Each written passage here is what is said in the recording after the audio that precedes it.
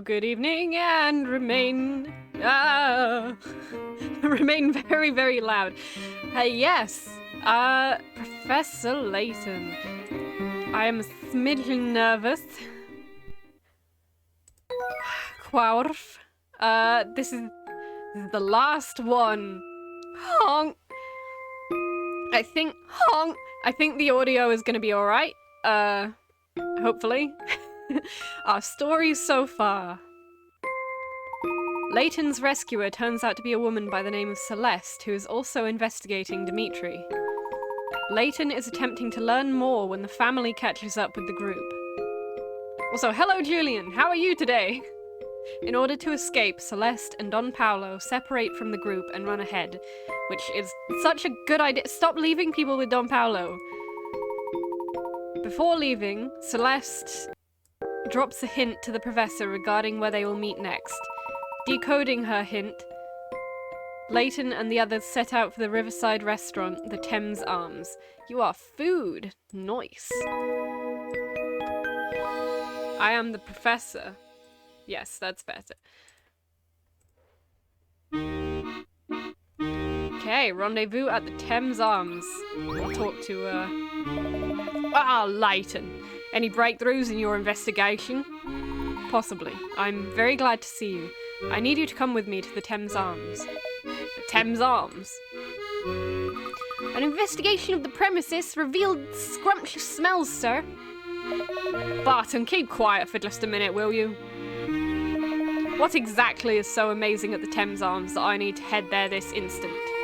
I make no promises, but it's likely that what happens there will lead you to the Prime Minister. Really now? Well, my interest has peaked, but there's the matter of this blasted puzzle. What puzzle? Well, the one in this letter I found. I have a feeling it could bear some on my case. Would you mind if I had a look at that, Inspector? What food are you having? I hope something delicious. I had a pie. There's a treasure hidden below one of the tiles in this room. The only clue is a handwritten note. Follow the arrow to find it. Which tile should you lift to find the treasure? Huh.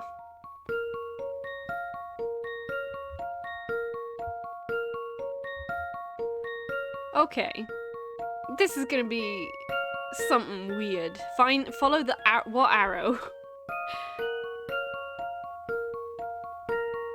Pasta with bacon in a cheesy sauce. Ooh, that does sound good. That sounds very nice. I was tempted to make something similar tonight, but I ran out of time. Follow the arrow to find it.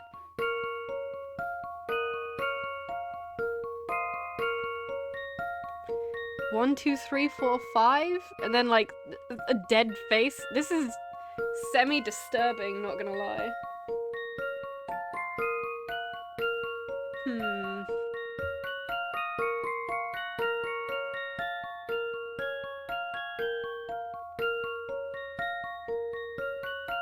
I mean, okay, so there's clearly the arrow on the floor.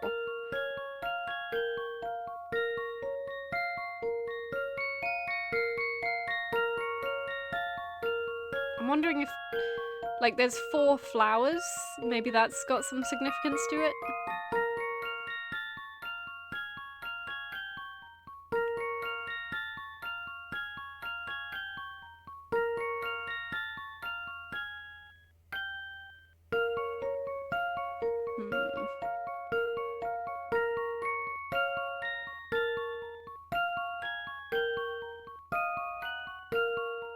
Oh! There's... Bam! There's an arrow on his face! I've got a good feeling about this one. Yes! I didn't expect that to be. I suspected. Cool. Alright. Sweet. Where's the arrow? Sorry to say, Inspector, but this letter doesn't appear to have any relevance to your case. Oh, just wonderful. Another prospectively fizzles out. I'm at my wit's end, I tell you. Whatever you've got to show me at the Thames Arms, it has to be more useful than that letter. How am I doing for the picture book? Have I got No, I'm missing one picture. I'm wondering if it would be possible for possibly Julian to look up where I get the pictures. Tunnel, and then rendezvous, and then explosion. What's the new parrot? So many parrots. I don't want to do a parrot. I am bad at them. They wrinkle my brain.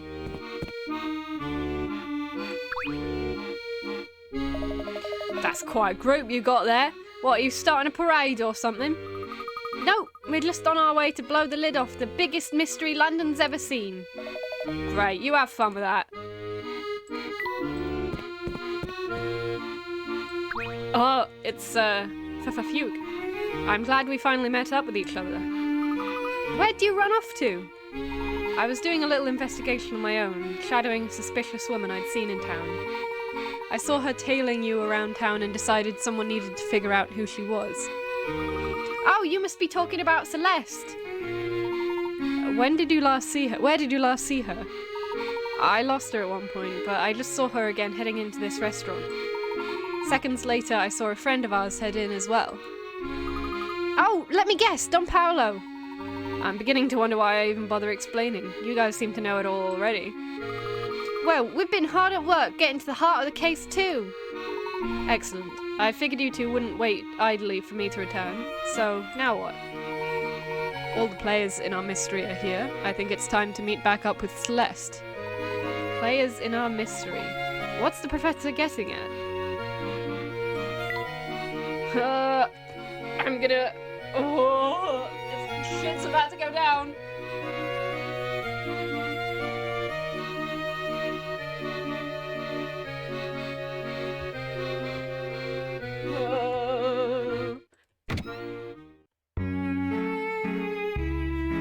Who do I talk? I can't remember. I want to talk to Don Paolo. You sure took your sweet time getting here, Leighton. I thought you might have gotten lost. Come on, Don Paolo. Surely you haven't been waiting that long, have you?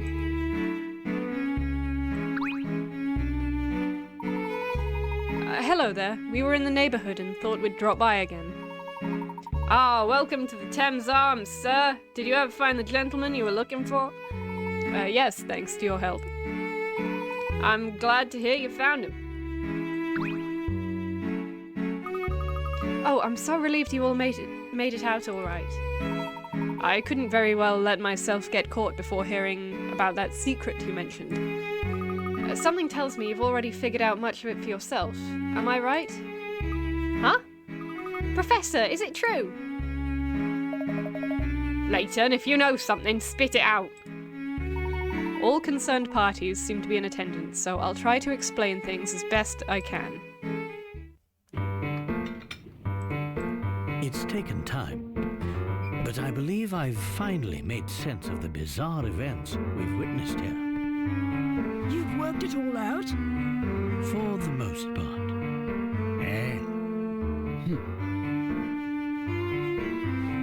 Come on then, out with it! Yes, of course. I have much to say about this city and its secrets. The London we are presently in, this London of the future, is a fake. More precisely, it's a set designed to make us believe that we've traveled 10 years into the future. Because, you see, there is no time machine. Not here, not anywhere. What? We were all led to believe that the clock shop was a portal to the future. But the truth about that shop is in some ways just as bewildering. The back room of the clock shop is no time machine. It's a lift leading down into the earth.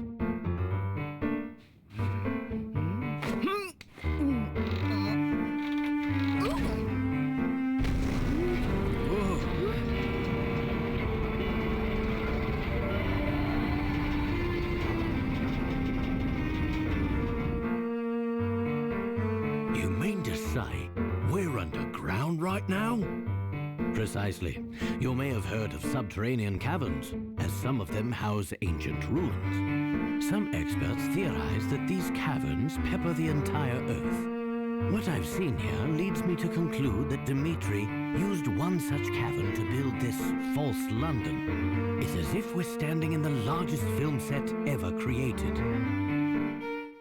What? I can hardly believe it. So Dmitri is behind all this then? But why? That question stumped me as well. Why would he go to such pains to make us believe we're in the future?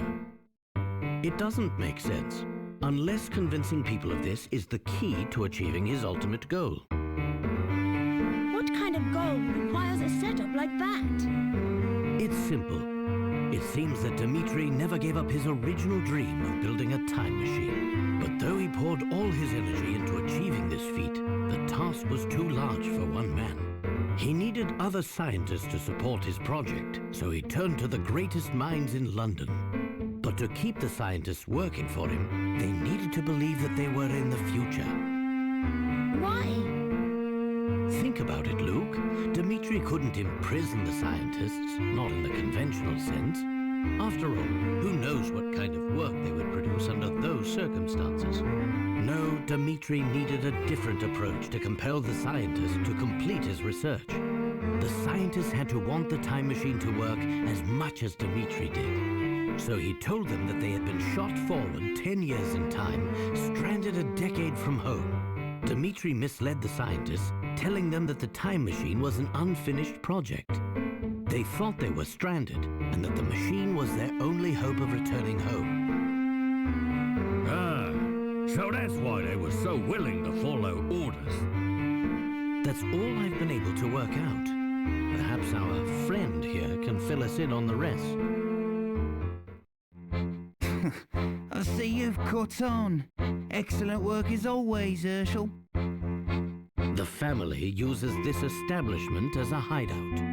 Therefore, it seemed a bit odd that the bartender didn't so much as raise an eyebrow when we walked in. I have to give credit where it's due. I never imagined you'd work out so much of the plan yourself. I suppose I've no choice but to shut you up for good.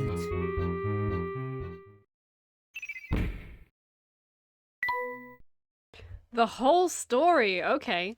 Future London turns out to be a fake city built in an underground cavern beneath the real London. Dmitri led his team of scientists to believe they were trapped in the future so that they would put every effort into completing a functioning time machine. It's kind of insane. Like, we've been in an underground city this entire time. I don't, like, it kind of makes sense looking back at it, but I don't think anyone would ever think to think that. It's about as far-fetched as it gets.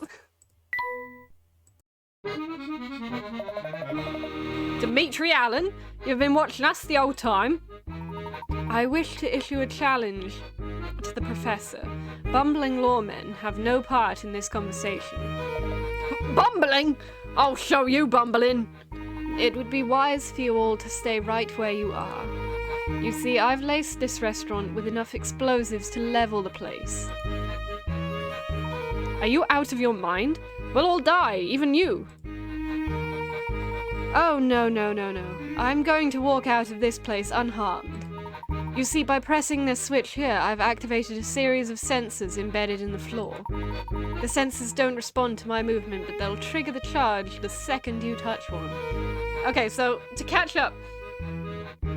Right, so there was a woman named Claire, and 3 men were completely madly in love with her. Professor Layton, Dmitri, and Don Paolo. She and Dmitri were working on a time machine together. They were all scientists at uni together, and the time machine blew up, exploded, and killed Claire. Dmitri, the professor, and Don Paolo all survived. And for the record, she was dating the professor. She was Professor Layton's longtime partner. So what Dmitri did is they all basically went a bit insane afterwards. Weirdly, the professor the least, even though he was her partner. Don Paolo turned into a comical villain, and Dimitri just completely poured his life's work into building a time machine to get her back. Well, probably, it's inferred to get her back.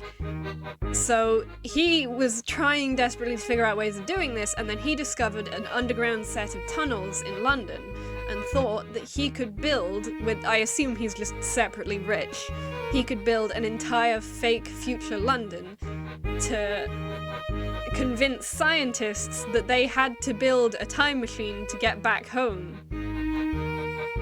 Yeah, so because that was the only incentive he could give them to help him with building a time machine that would save Claire. Yeah.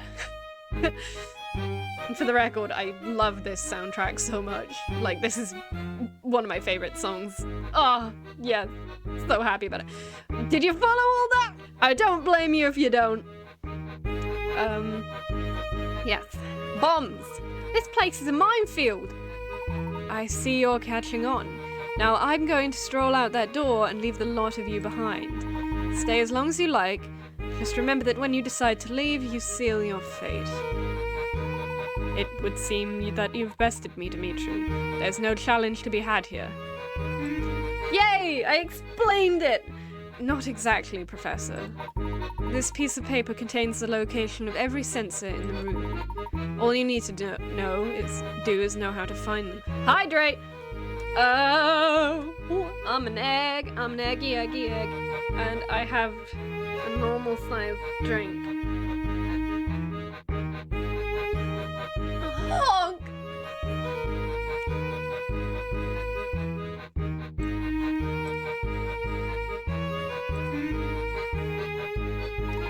Well, I suppose this makes it more of a fair contest. Find all of the sensors. The numbers written above and to the left of the map indicate the number of sensors present in each column and row, respectively. Derive the location of all sensors using the information provided, and mark them on your map. Oh! Well, it said grape juice, but it turns out it's more grape and pear juice. And I do not like pear, so I'm trying to get through it. It's the Voltorb game from Heart Gold and Soul Silver. Okay, good. Okay, so we know for a fact that, like, we are not... Okay, so there's a couple of zeros, that's good. The 5s are easy.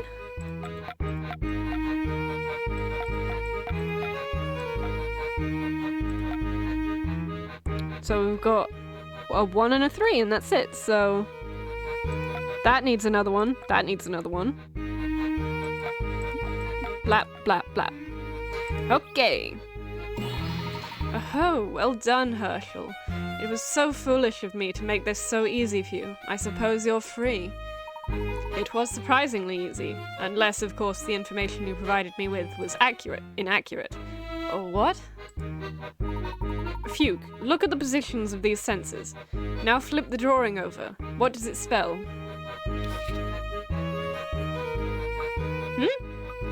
Oh! Lie! Does this mean what I think it means? This map of sensors is a lie, isn't it? We were going to walk straight into the sensors and die. You monster! Unless there weren't any sensors to begin with. What? That's it, Dimitri, isn't it? It's true you've done some evil things, but you're not a killer. You just wanted to keep us busy so you could make your escape.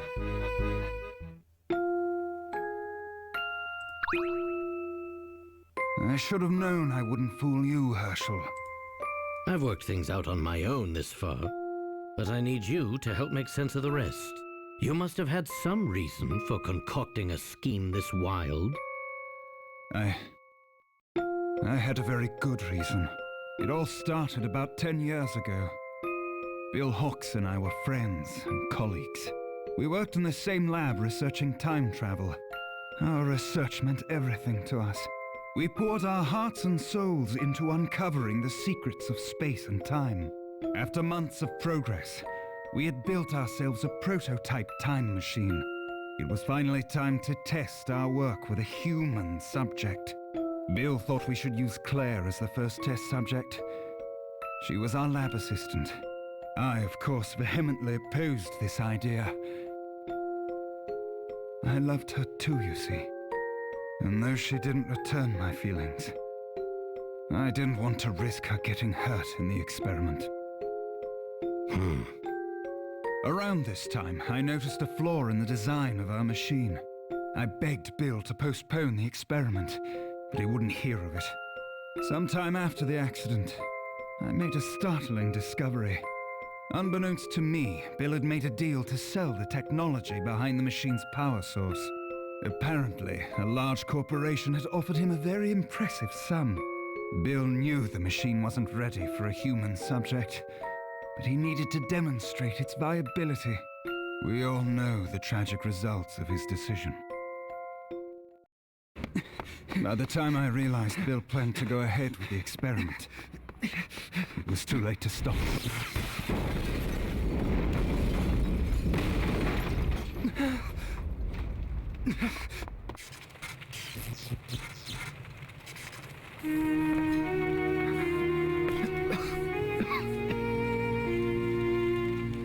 What have you done?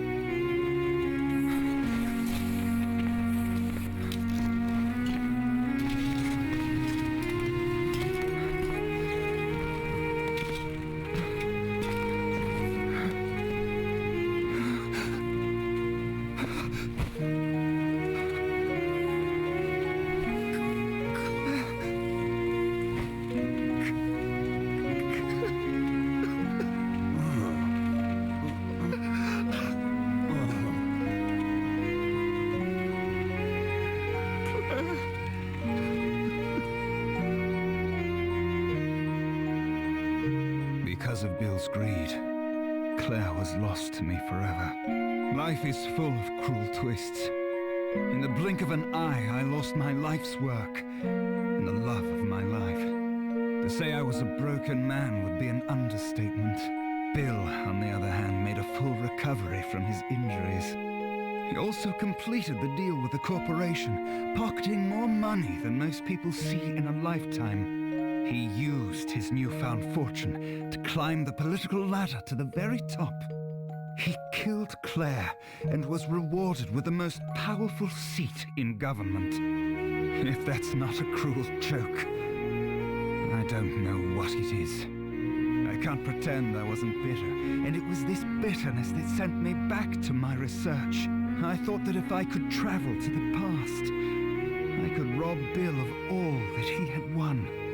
Oh, of course, there was another reason why I wanted to go back in time, to save Claire from her fate. Surely you understand, Herschel. Claire is no longer with us. There's nothing anyone can do to turn back time. Do you really believe that? I don't want to, but I do. I have just one more question for you. What is it? Someone's been using you as a pawn.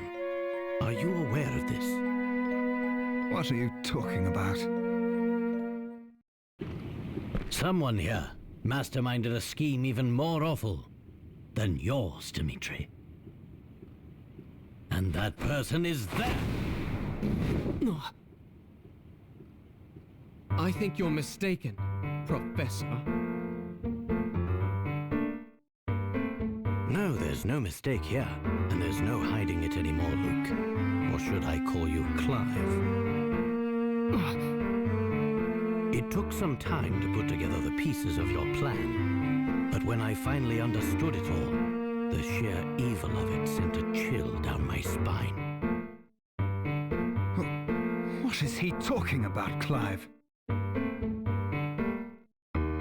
You kept your true intentions hidden from everyone, Clive.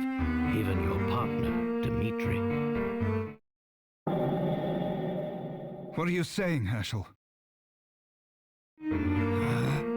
Clive was aiming for revenge on a massive scale, and you were nothing more than a pawn, Dimitri. Tremendous work, Professor. You found me out. Stop speaking in riddles, Leighton. What's this all about? Clive, you lived next door to the lab that exploded 10 years ago.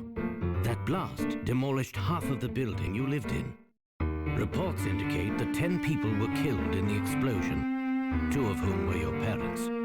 It must have been a terrible shock. In the span of a few seconds, you lost your family and your home. When the initial shock wore off, it was replaced with anger. You became obsessed with exacting revenge on those who had wronged you. You were lucky enough to be adopted by a kindly woman in her golden years, Constance Dove. Miss Dove's extreme kindness was matched in scale only by the enormous fortune she possessed. You two lived quite happily as a family for a time. Sadly, it wasn't to last. Miss Dove departed from this world 5 short years later, leaving her fortune to you. Before long, you graduated from secondary school and took a part-time job at a prominent newspaper. Considering your sizable inheritance, I don't think you took the job for pocket money. You were searching for something. Using the newspaper's resources, you finally hunted down the men responsible for your misery. You knew that both Bill Hawks and Dimitri Allen were responsible for the explosion. Armed with this information, you concocted a plan to avenge your parents. First, you befriended Dimitri and convinced him to resume his research on the time machine. Then, you used your inheritance to set up this elaborate facsimile of London. With your stage in place, you used your contacts in the press to find the best scientists in the country. After all, you would need quite a bit of help to complete this time machine. You then proceeded to lure these brilliant men into your trap. However, unbeknownst to Dimitri, most of your staff were not working on the time machine. What? Clive had secretly reassigned many of the scientists to a different project. You might think of it as his pet project. We don't have all day, Leighton. What was the second project? A weapon designed to cause destruction on an unimaginable scale. A weapon? Is this true, Clive?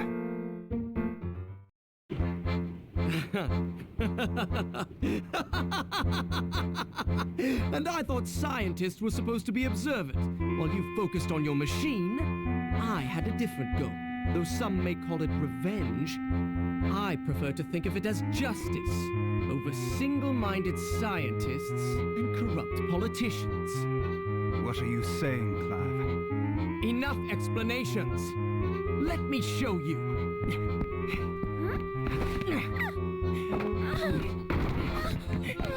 Hey!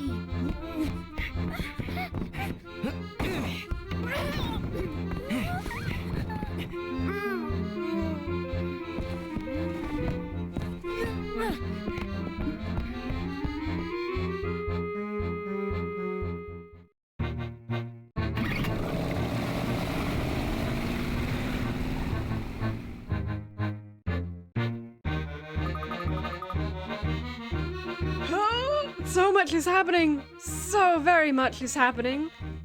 Professor, what are we gonna do? He has Flora and... Leighton, look over there. Where? Oh.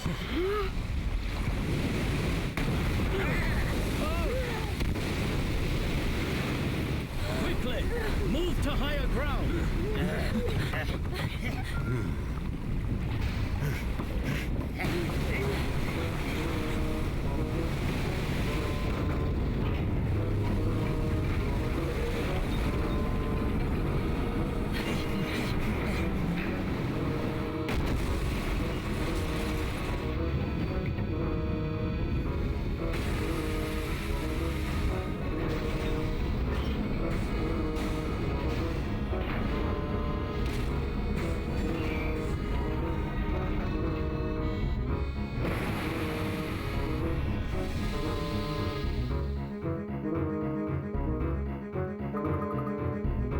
Professor, what is that thing?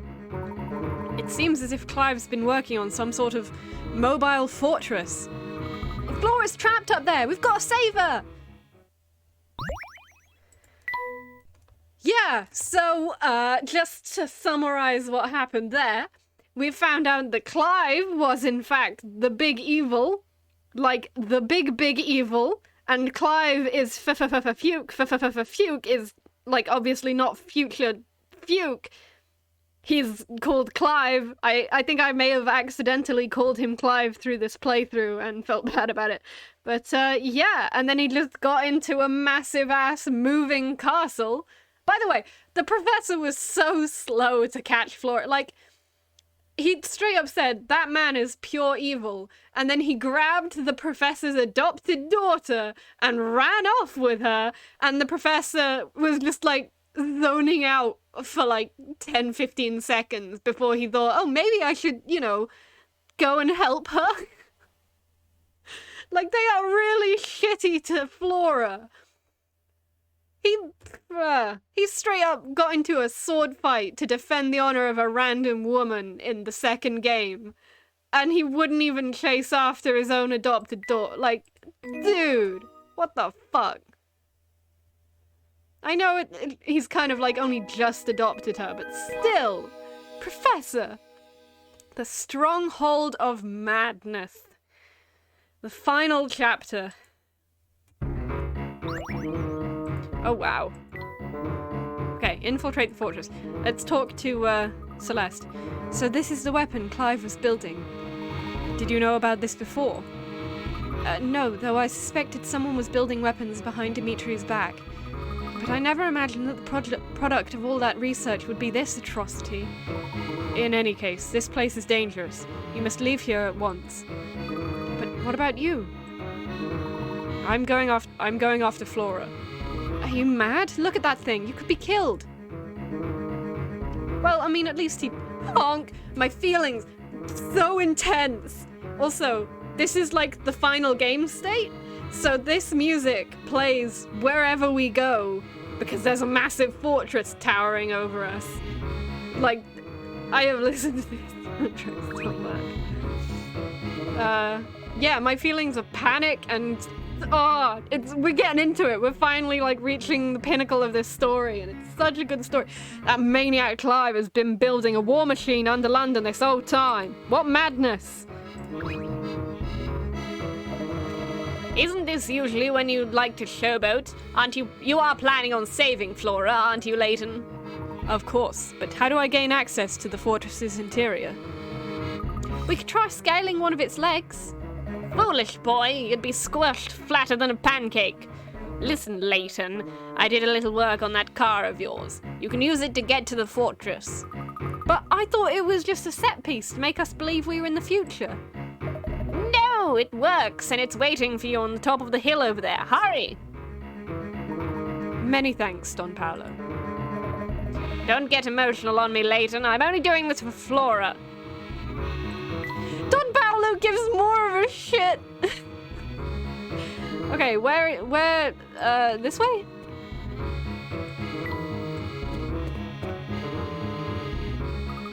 Don Paolo wasn't kidding. The Leighton-mobile is looking great. There's one thing I need to confess, Leighton. This is so embarrassing. What is it, Don Paolo? The truth is, your car's almost fixed, but I don't know which screw to use on this last joint here. But the whole car could fall apart. What are we gonna do? No need to get so shrill. We can figure it out. One of these screws is sure to do the trick.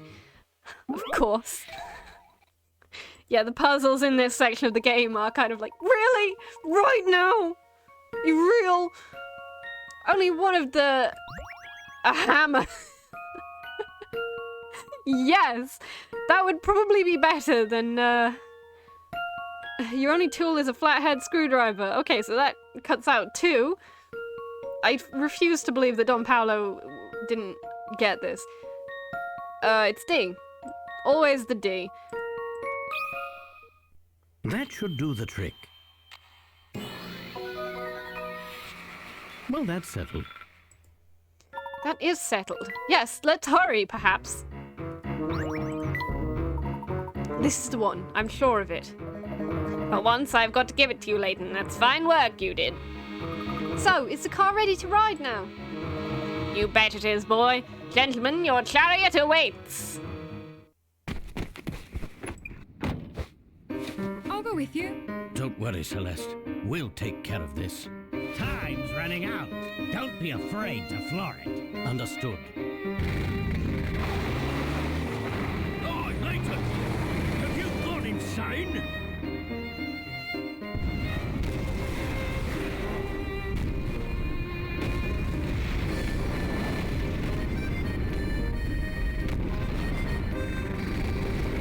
Hold on tight, Luke.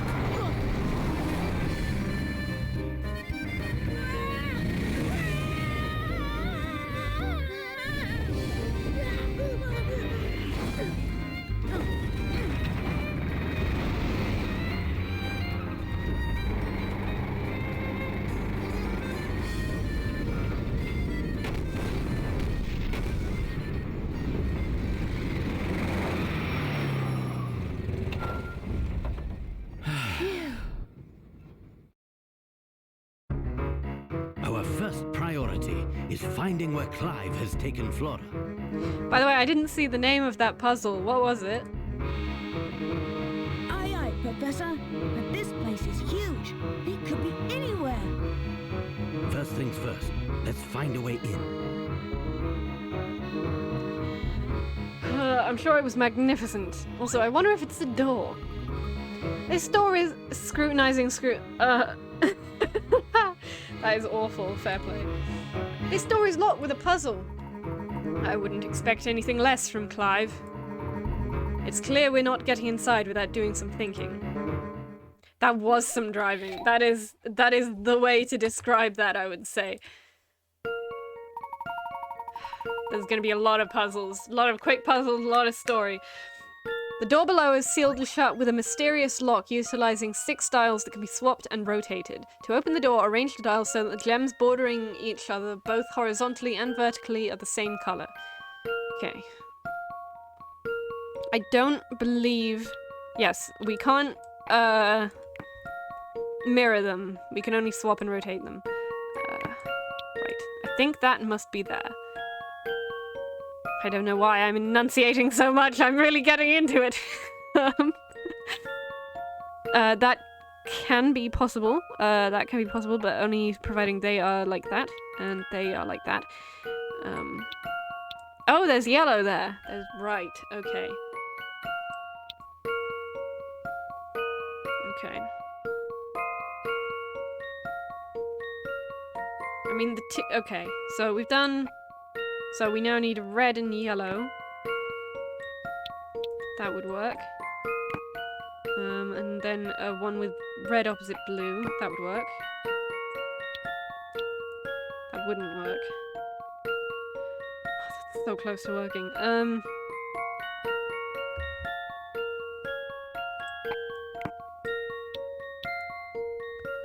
That's pretty close to working.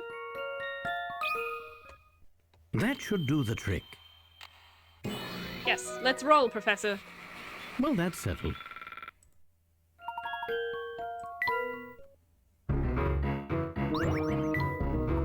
Excellent. With the puzzle solved, we're free to go in. Great, then let's head in. He takes Fuke on so much dangerous shit. This appears to be some sort of elevator. I think we can use it to move about the fortress. But there are so many buttons and I don't have the slightest clue how to operate it. Hey, you two! Step away from the transport pod. Oh no, we've been spotted! We've come here for the girl Clive kidnapped. Tell us where Flora is at once. Flora? Oh, you must mean that pretty thing the boss dragged back here. The boss? So you've been working for Clive all along? Well, yeah. Dimitri was nothing but a puppet. Clive's been our employer from day one. Ah, it all makes sense now. We threw your little friend in the ventilation room. Not that you'll be able to reach her. I wouldn't be so sure about that. What's to stop us from taking this transport pod to the ventilation room? You've been You've even been so kind as to leave us an explanation of how to turn on the device. I did not. Oh, except for that note. No worries though, as it's written in an uncrackable code. Try if you want, but you'll never figure out the instructions. A cryptic combo. To open the door, you'll need to press the numerical buttons according to the cryptic instructions. Open with a 2, but leave the 4. Pressing just the 2 buttons and leaving the 4 button untouched doesn't work, so... and leave the 4. Yes. I've got a good feeling about this one. Few things satisfy like a puzzle solved. Sorry, I'm gonna plow through these. It's very fast-paced at this point of the game. Yeah, light up the number 2 and leave the 4 buttons untouched. Including the number 4. There. I'm sure the door will be opening any moment now. What? Hey, stop! You guys aren't allowed to go in there. And how are you gonna stop us? You're just a talking head. Come on, Professor, let's go find Flora. Let's see. The ventilation room appears to be located on the 12th floor. Don't you dare step inside there. If you do, I'll make sure you regret it. Ow! By yelling at us? This is a map of the entire fortress. Oh look, there's the ventilation room. It looks like we can travel there with the press of a button. Let's be off. Probably ventilation. You've arrived at the ventilation floor. Nope, that is not where I was meant to be. I think this is the room we're looking for. Flora must be inside this big tank here. I pray that she's unharmed. Let's head in. Flora! Oh, thank goodness you're here! You poor girl. Hang on just another second, Flora. We'll get you out of there. I'm sure with a puzzle. Oh great, this weird glass prison has another one of those puzzle locks on it. I can't stand to see Flora in that awful thing. Let's solve that puzzle quickly. Arrow flow. Start from a button and follow the arrows from one button to the next. Find the one button that will lead you through all the other buttons on the panel. Can you figure out which button leads to all the rest? Tap the mark on it. Okay.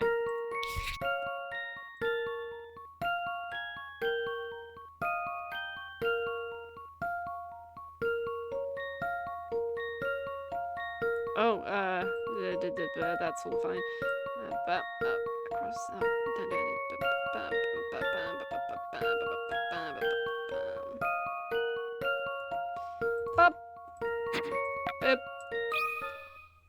Let's see if I've got this right. Well, that's settled. Good, good.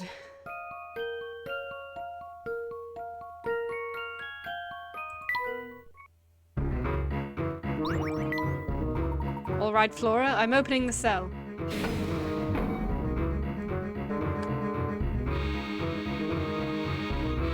I'm so glad to see you. No need to worry. You're safe now, dear. But you can't stay here. Lead the way. Yeah, let's go. You two head straight back to the car. I'll meet you there after I put a stop to this contraption. No way! I'm your apprentice, which means I can't just let you plunge headlong into danger without me. Then I'm going too. I can't let you do this. And I can't let you go it alone. Yeah, what he said. I see I can't change your mind. Come along if you must, but be careful. Are we going to find Clive? Indeed, but our time is running out, so let's hurry. Woo! We're gonna search for Clive.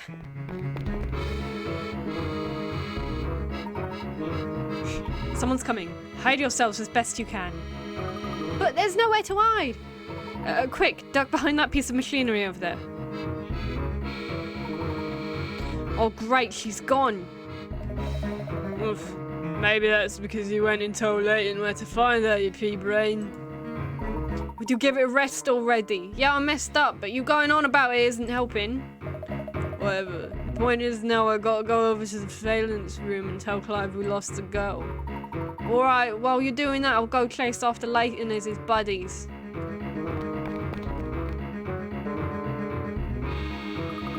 Did you hear that, Professor? Clive's in the surveillance room.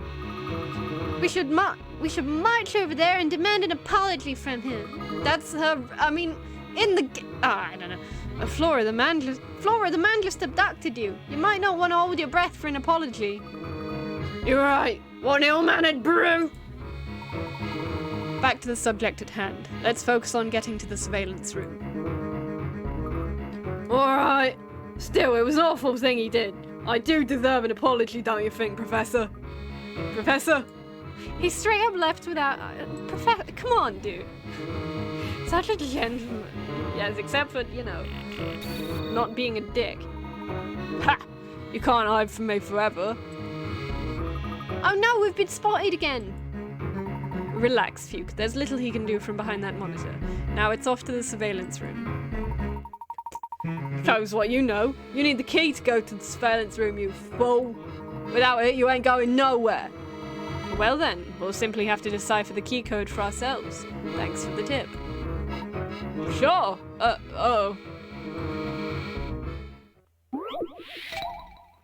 Password pieces. To figure out the password, all you need to do is fit together the 10 pieces below. You can move and rotate each piece with the stylus. Let's do it! Yep. Okay. That looks like a letter. Many of them do. Okay, this is not going to be as simple as I had initially thought. I can't remember this one at all. I suppose that might fit there.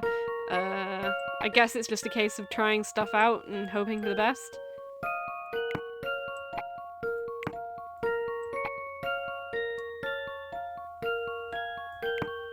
Oh, there don't appear to be too many bits and pieces. No, that doesn't look right.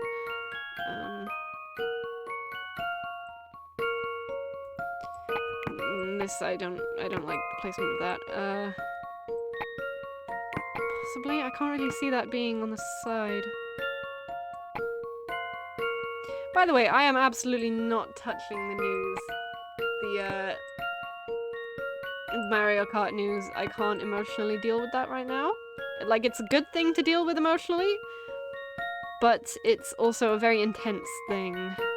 The game doubling in size does have quite a lot of implications on my life in many, many ways. Good, I've been asking for that for years. I've been, you know, in my streams I often say, hey, they should do a DLC. I didn't expect they actually would, though.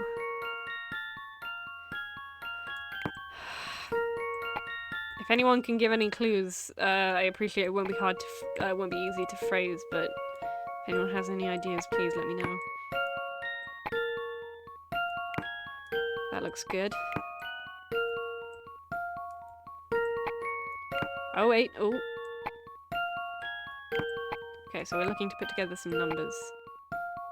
Good. 0118999 88911 9119 725. Bottom of a 2. Yeah,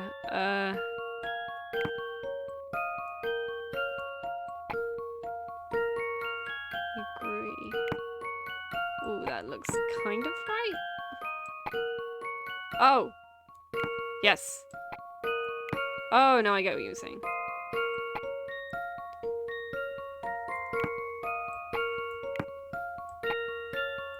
I mean, I could input my answer now, but I want to finish it off. 081127.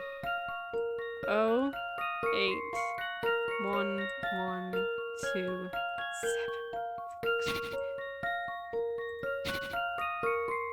Submit. That should do the trick. Yes. Thank you, Julian. Now we can move on. Just as I suspected.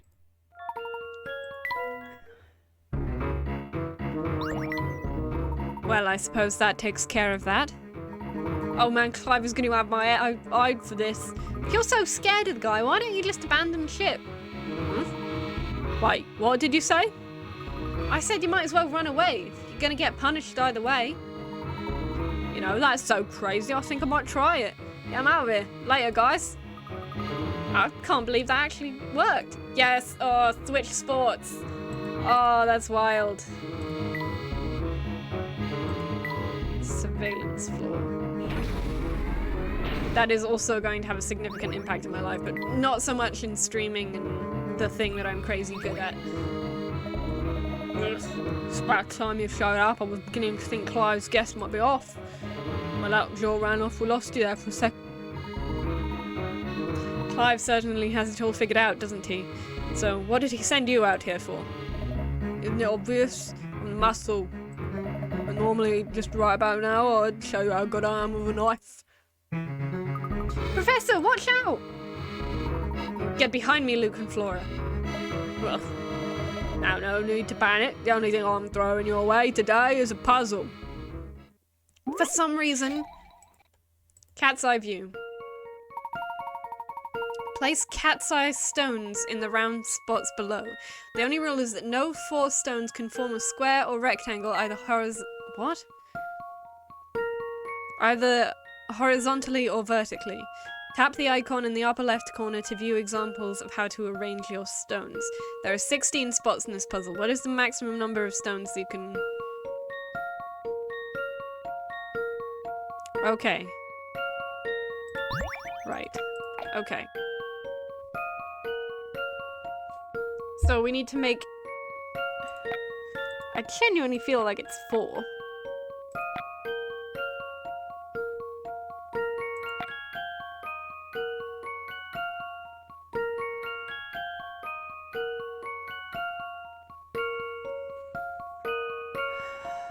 Could be 6. Yeah, I'm feeling 6. No, 8, sorry. I'm feeling 8. But that was, okay, at least 7. Yeah, no, because there's 4 there.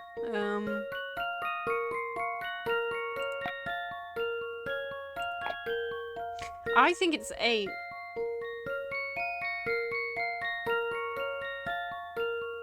Because once you start, I'm gonna put 8. I've got a good feeling about this one. Shit. Okay. I must have overlooked something. Should go without saying, but the answer is fewer than 60. Thank you, Professor Layton.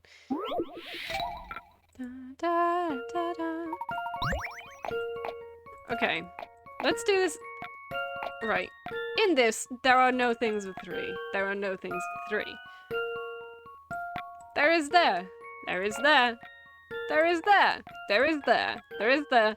There is there. There is there. There is there. There is there.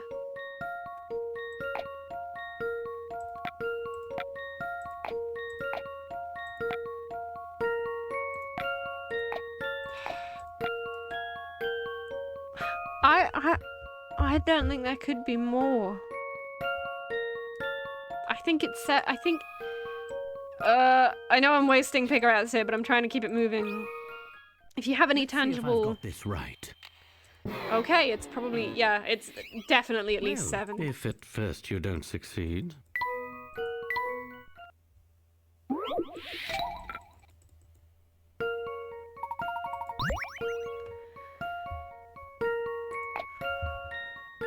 Oh, but that changes things.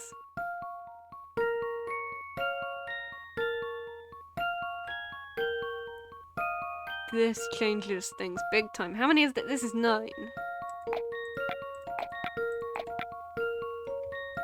Yeah, there's no... There is there. There is there. And I don't think I can do any more, like... Shit. No, because that's the same thing.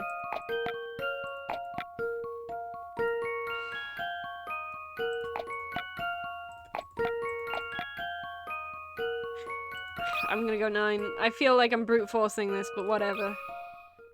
I've got a good feeling about this one. Okay, alright.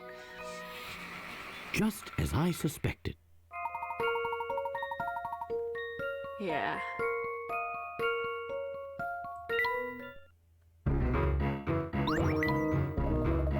Guess I was wrong about that puzzle cutting you down. We can pass then?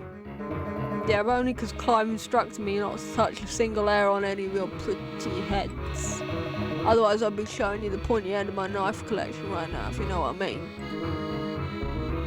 Everyone stay away from him, he could be lying. Don't worry, kid. Orders are orders. Besides, no one can stop Clive. Now get moving. The boss hates to be made wait. There. Just what is Clive planning with this machine of his? Oh good, the picture book. That's what's on my mind right now. Ugh, he's so sad. Nice of you to join me, Professor. Whatever it is you have planned, you can't go through with it. We know what Bill and Dimitri did. When the world learns of it, they'll be punished. You said you wanted justice. And isn't that justice enough? That's a nice sentiment. But without large-scale havoc, those fools in government will never change their ways. Listen to yourself, Clive. Who are you to argue with me? As a reporter, I've witnessed countless tragedies firsthand, and it's clear that my life isn't the only one that's been destroyed in the name of progress. To those in power, the rest of us little people are all just bumps on the road to a brighter tomorrow. The only thing a bully understands is force. So you see, I have no choice but to level this place and rebuild it from the ground up. What you're saying is unthinkable. This conversation is over. No, Clive!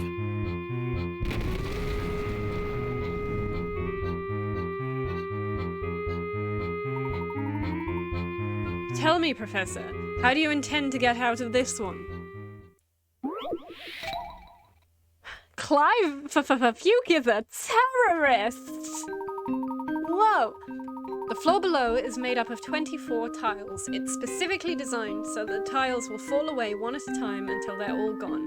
Once the first tile falls, neighboring tiles, not diagonal, will fall away one by one in the following order of suits: hearts, spades, diamonds, and clubs.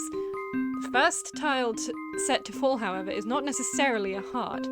If you can find the last tile set to fall, you can stop this floor from disappearing. Okay. Neighboring tiles, okay.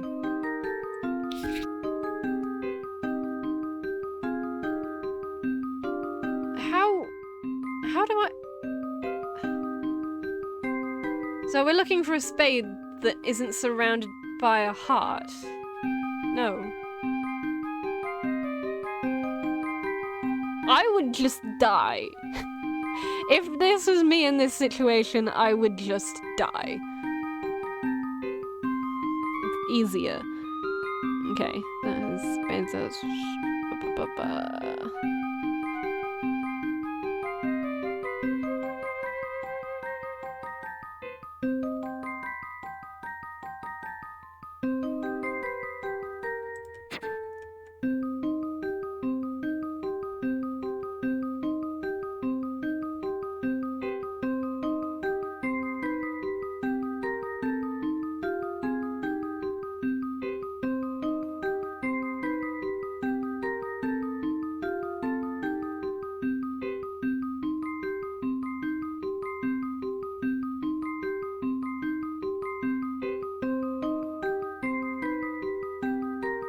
I haven't the foggiest.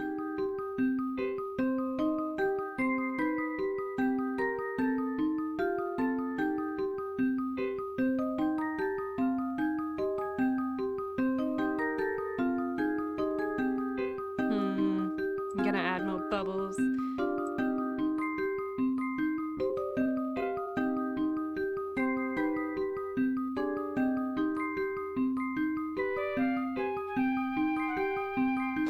Yeah, no, this is not an easy to understand puzzle conceptually, and I don't think it makes sense.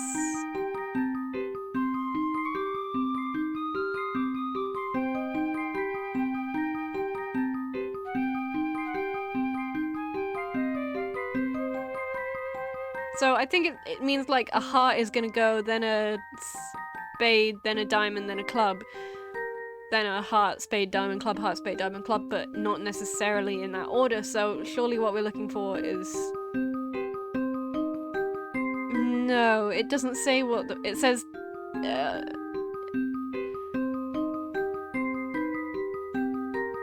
Yeah, it doesn't say what the first tile is, but it's not the center.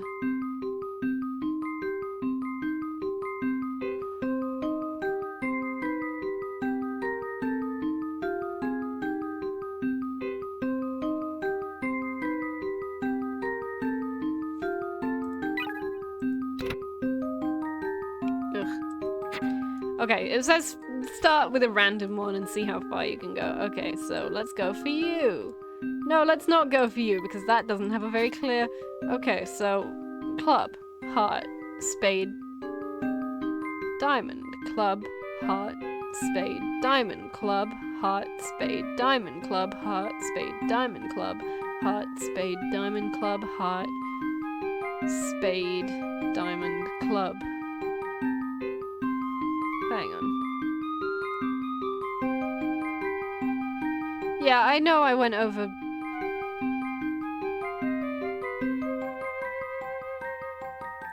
I'm gonna try that again. From the same one. Oh, memo. Okay, erasal. Okay.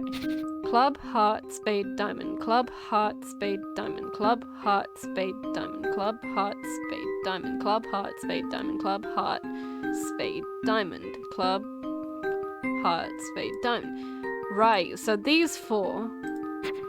So they won't go, I believe. That should do the trick. I believed I incorrectly. was sure my logic was sound. Oh, the last tile. The single last tile. Okay.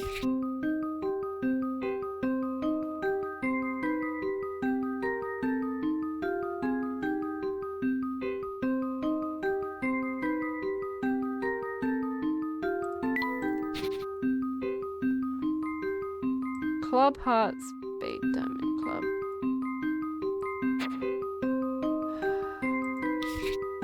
Oh, did I? Club, heart, spade, diamond, club, heart, spade, diamond, club, heart. Shit, that wasn't a club. Yes, I did. Unfortunately, I don't know my spades and clubs. I really struggle with the difference. Club, heart, spade, diamond. Club, heart, spade, diamond. Sugar. Right. Okay, club, heart, spade, diamond. Club, heart, spade, diamond. Club, heart, spade, diamond. Club, heart, spade, diamond. Club, heart, spade, diamond. Club, heart, spade, diamond?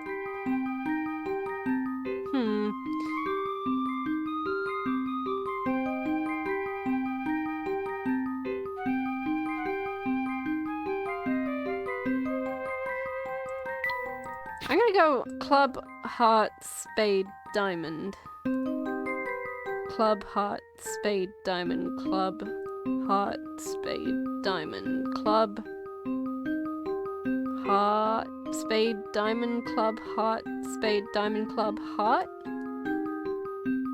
Huh.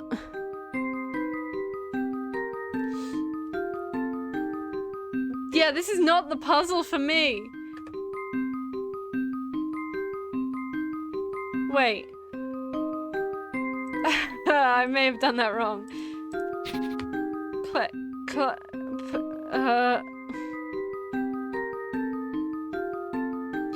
I feel... Okay, is there any kind of rotational symmetry that I can look at?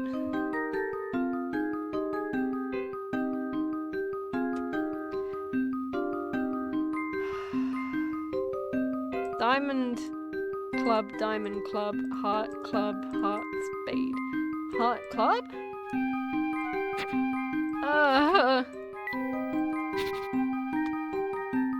Okay.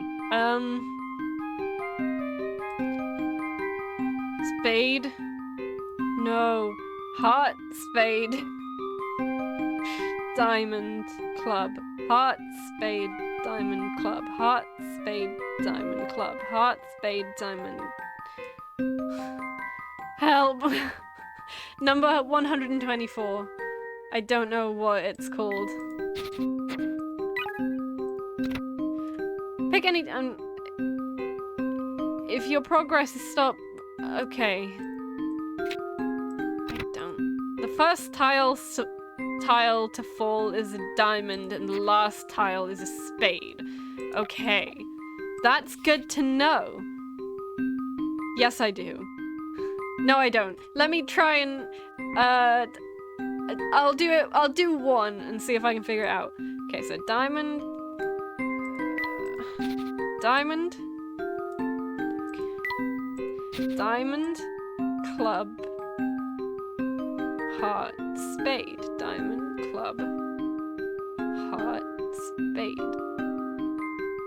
Diamond. Club. Heart. Spade. Diamond.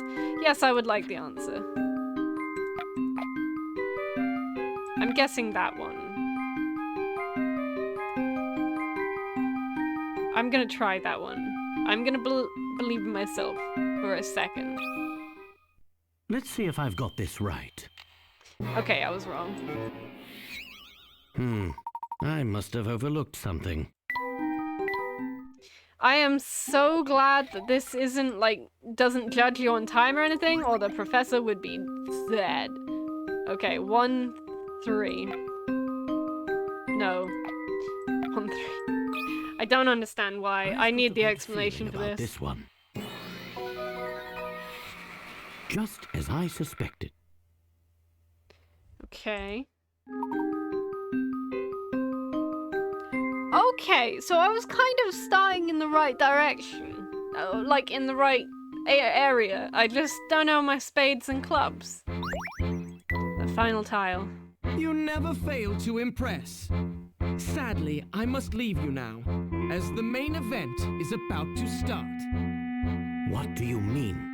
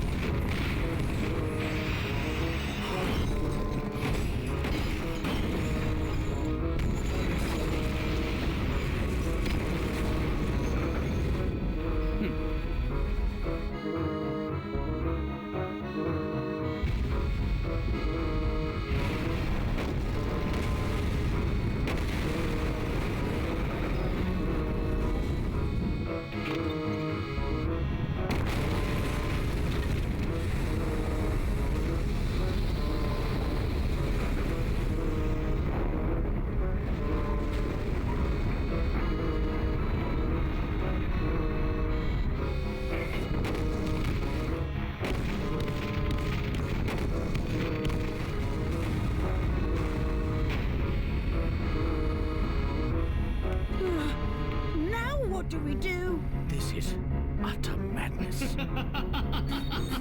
Please, make yourselves comfortable. Sit back and relax.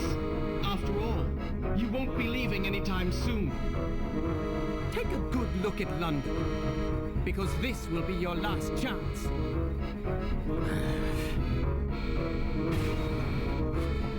Celeste? Huh? Come with me. I know how we can stop Clive.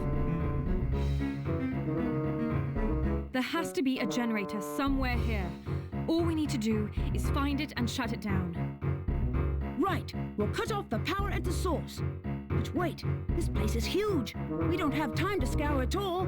What are we going to do? Look around you. The monitors in this control room are linked to cameras throughout the fortress. Perhaps they can offer us some clue as to the generator's location.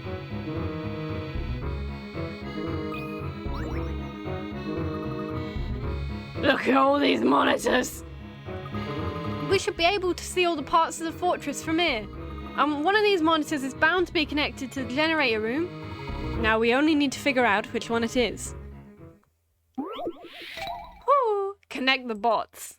Connect the bots! This is a map of the floor housing the generator room. The locations of 2 camera-equipped security bots are identified by the red and green arrows.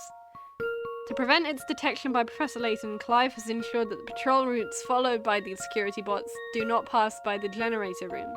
These bots will always turn at rounded yellow corners. Which room do the bots avoid? That's the generator room. Okay. So what room do they never go past?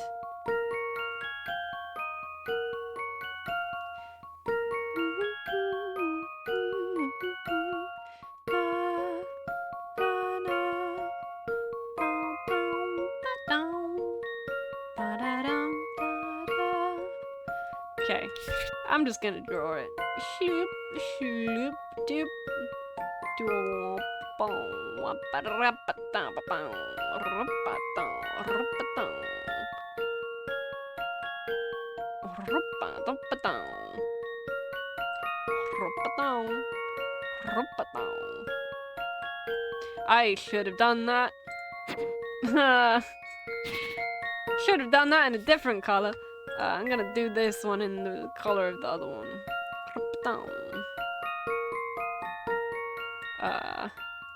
Oh no, the red goes up here, down here, down here. Rupa-dum. Rupa-da-da-ba-da-bum. I see it. Bonk. This one's as good as solved. Phew, that's a relief. Yes. Let's go. Oh, there it is. That's it, Fuke. Now all we have to do is feed these coordinates into the transport pod. Let's go. We're right behind you, Professor. I mean, I don't think that's how lifts work. Celeste, there's something I've been meaning to ask you. Oh, what is it? How in the world did you manage to get into the fortress? The Professor and I had to do some pretty fancy manoeuvring to get here. What's more, this fortress is moving now. How did you catch up with us? Didn't you know, Fuke? I'm a witch. I just hopped on my broom and flew up to the deck. Now you're just messing with me. Come on, I'm curious. Alright, if you're that interested, I suppose I can let you in on the secret. Just head out that door to the deck outside. Ah. Oh my gosh, that's Don Paolo's flying machine. That's right. I begged him to fly me up here, so he loaded me in and sent me up. He controlled the whole thing from the ground. I didn't have to do anything. Amazing, right? You can say that again? Funny, you don't seem quite as astonished, Professor. Yes, well, I already knew Paul had his machine with him. It's what he used to escape the research facility we infiltrated, is it not? Nothing gets by you, does it, Professor? So now that we have Don Paolo's flying machine, we can come and go from here as we please. That's right, Fuke. Are you thinking about abandoning our mission? Never! I just thought it might be a good idea to drop Flora off somewhere safe before heading on. Shut up! No way! I'm staying here! I can't say I blame you, Flora. You've got to stick close to the people you care about. Yeah, but it is good to know we can return underground to take care of any unfinished business. Should we wish to, I mean... Alright, everyone. We really shouldn't dawdle out here. Let's get to the generator room. Oh yeah, I'd nearly forgotten. Let's go, everyone. How? Yeah, so that's how you get to the rest of the game. If you don't want to get to the boss place. Professor, now that we have the coordinates for the generator room, where do we put them? I imagine one of the contraptions in here can take coordinates. Oh, what about that one stuck to the wall over there? It's got numbers and things all over it. Ah, the one with the flashing green monitor. Yes, let's have a look at that. Punch in those coordinates, Fugue. Once you do that, we should be able to get to the generator room. Look, Professor! The button for the generator room is lit up!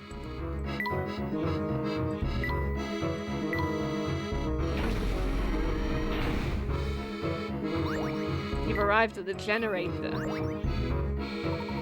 So this is the heart of the fortress. There's the generator control panel, but it's locked away. The lock is a puzzle. Would you like to give it a shot, Professor? I'll do my best. 10-step solution. Oh, this sounds...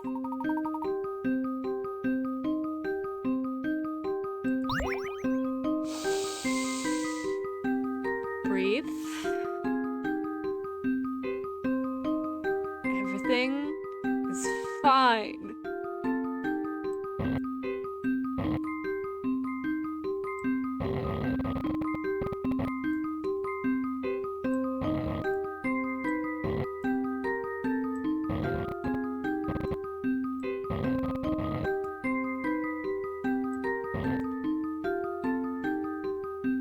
Bollocks.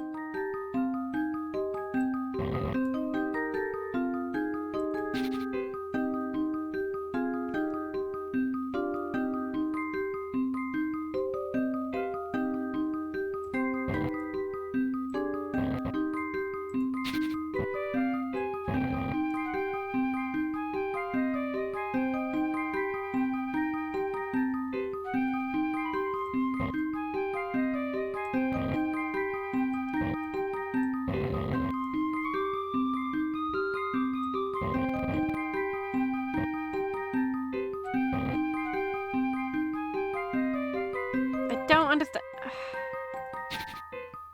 I think that one was quite good. That, nope. That, nope. That, dot, dot, dot. Zip, zap, zooey. Ha! I've got a good feeling about this one. Oh, good. That wasn't too Satisfying, like a painful. puzzle solved. Hate those. Hate those so much. I think I've done it. Stand back, everyone.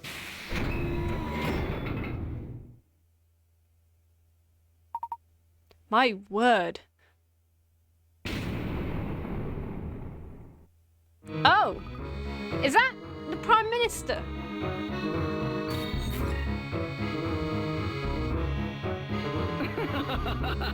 I knew you'd find your way here sooner or later. Though, if you're hoping to find our fearless leader, I'm afraid he's indisposed at the moment. I know how you like to play the hero, but I'd advise you not to get any foolish ideas. You see, the Prime Minister is perched on a very special seat. And should you try to move him from that pod, this whole fortress will detonate. Also, you should know that there's enough charge in here to level most of London.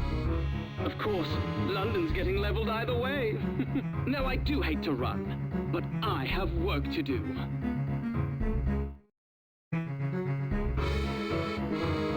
So, Clive be crazy. Look at this device. It looks like the detonator is wired to the monitor on the Prime Minister's heartbeat. If the sound of his heartbeat disappears, the detonation switch will go off. Perhaps we can sever the connection somehow. I wouldn't do that, Professor. See how there are two sets of wires in the circuit here? I don't think we'll be able to cut both sets before the device reacts. Amazing, Celeste. You obviously possess a better understanding of these mechanics than I. Your sister would be very proud. Oh, I just had an idea. What if we use this?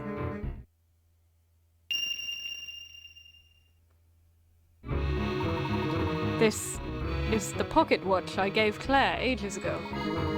Here I thought it had been lost in the explosion. No, I actually found it when cleaning up some of Claire's things after the accident. Unfortunately, the watch has been broken since I found it. No matter how much I wind, it never seems to run for more than 10 minutes. I see where you're going with this, Celeste. You're suggesting we replace the sound of the Prime Minister's heart with that of the pocket watch. Exactly. It's risky, but it might be the only option we've got. We'll need to disconnect the circuit from the Prime Minister and attach the watch in one fell swoop. But even if we succeed, the watch will stop running in 10 minutes and the fortress will explode anyway. We could end up putting the people of London in real danger. Phew, if we take no action, London will face a greater danger than any explosion. This is our only shot at stopping Clive. The chances of success are slim, but we must try. A real heart swapper. They're getting cheeky. There are 2 long wires connecting a monitoring device to the Prime Minister's heart sensor. Can you swap the wires connected to the pocket watch with the wires connected to the monitoring device in a single move? Swap only 2 blocks to connect the wires from the monitoring device. I don't think this is how electronics work. From the monitoring device at the top of the screen to the pocket watch at the bottom right. Right.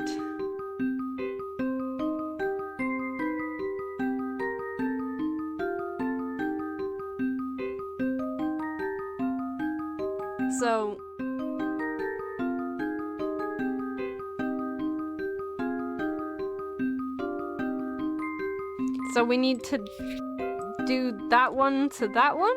Or is it that one to that one?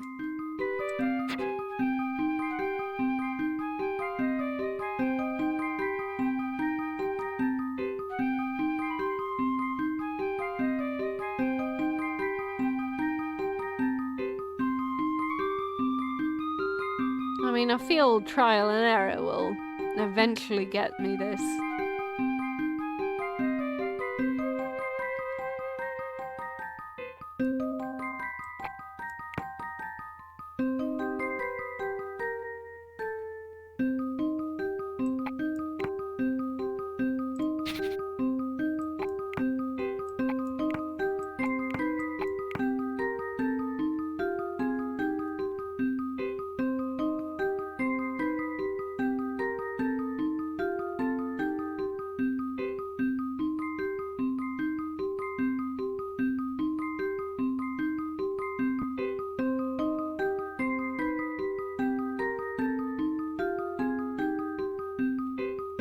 Can't see a thing. This is baffling to me. I don't understand.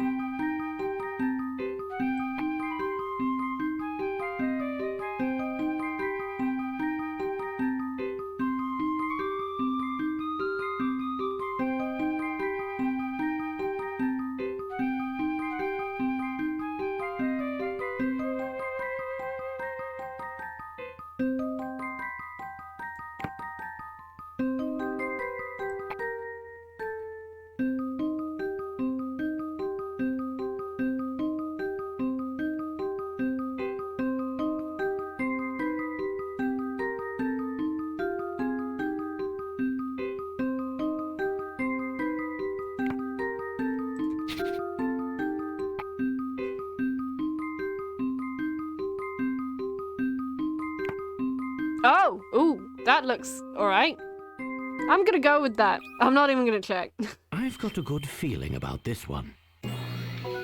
Cool! Well, Let's go!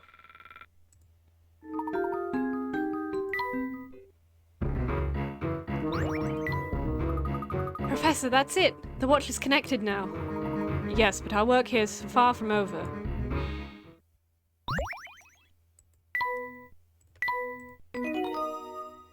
I think this is like the end of the game. Yep.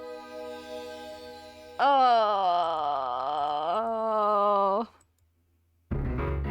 We've got 10 minutes to get out of here before the fortress explodes. Now what? We need to reverse the energy flow. That will break the generator and shut down the fortress. How are we going to do that? I have an idea. Look over here.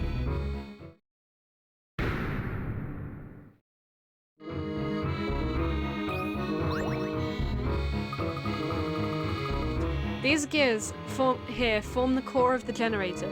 If we can just reverse the way they move, we can effectively overload the fortress's power supply, thus putting a halt to Clive's plan. I see you've been thinking about this on your own. Is there anything you don't know, Professor? A gentleman must have his hobbies. It just so happens I have a small interest in machines. Amazing, Professor! It's too early to celebrate just yet, Fugue. If we fail here, many lives may still be lost. Are you up to the challenge, Professor? Yes. Let's finish the game. It's all up to you now, Professor. Okay. Reverse rotation. 80 picker rats. Flip my life. Okay. A system of gears is shown below. Gear A turns in the direction of the red arrow, which currently causes B to turn in the other arrow. One group of gears connecting gears A and B is labeled A. This group can be moved and rotated with your stylus along with groups B and C below it, utilizing these groups to alter the system so that gear B turns in the direction of its green arrow. You don't necessarily need to use all of the groups, however.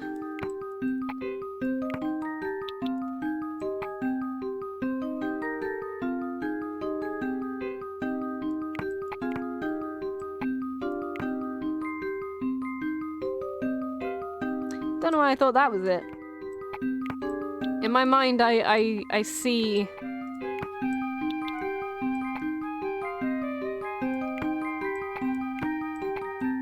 A and C somehow. I can't explain why.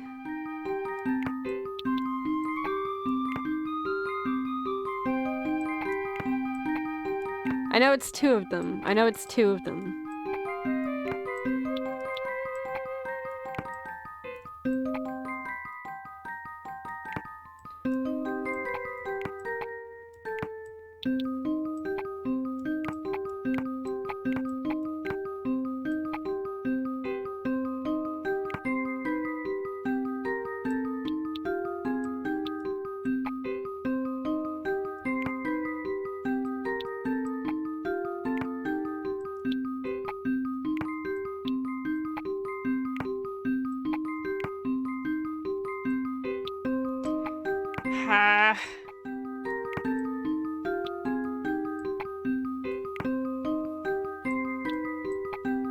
It's so annoying because I know doing this puzzle used to be like breathing for me.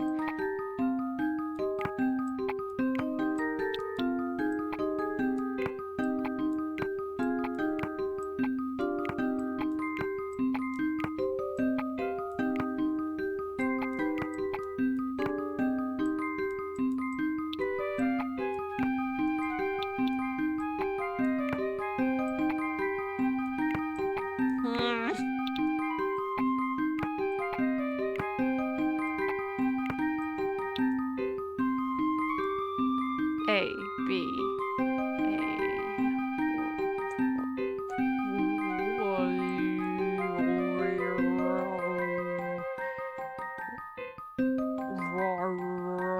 I think that's it. Let's see if I've got this right. No. Okay. I must have overlooked. I know I'm running out of time. I'm already very stressed about this whole situation. I know it's A and C, but I don't know why. It's probably not A and C now. All of this is deeply, deeply horrifying. It's not A. Okay, I'm gonna trust that.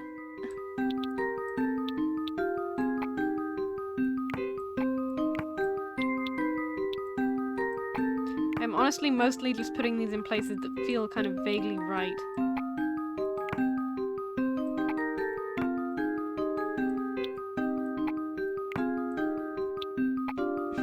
I can see why this was 80 flippin' picker rats.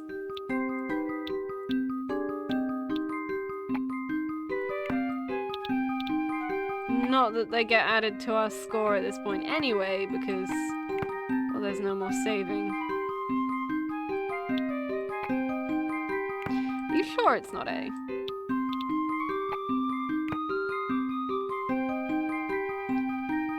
That doesn't feel right.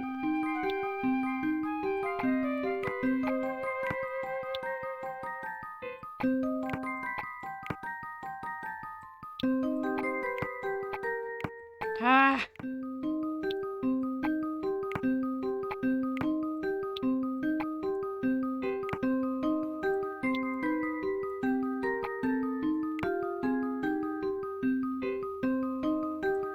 Oh, okay, fair enough, fair enough, it's not A.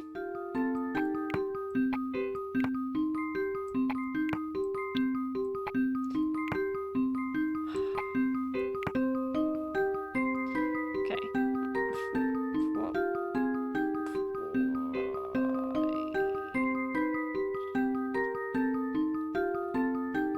That feels better. Let's see if I've got this right. Okay, mostly for pacing must have reasons now, I would overlooked like to know something. the answer, please. Almost! Oh, somehow that makes it worse. So very almost. How? What have I done wrong?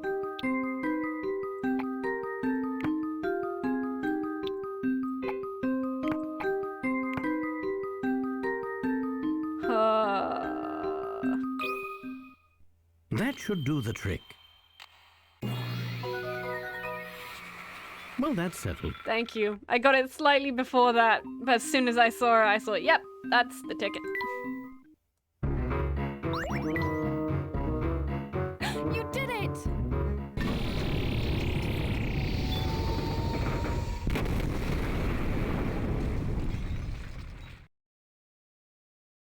What was that? Reversing the energy flow has caused the fortress to start destroying itself. Oh no! We've got to get out of here right now.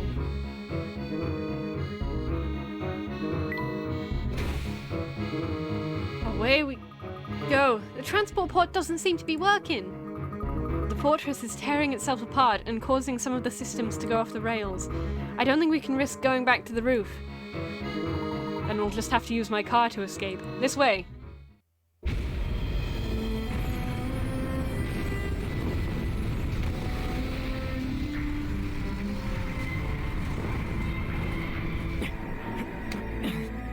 Huh? Now what is it? No, no, no!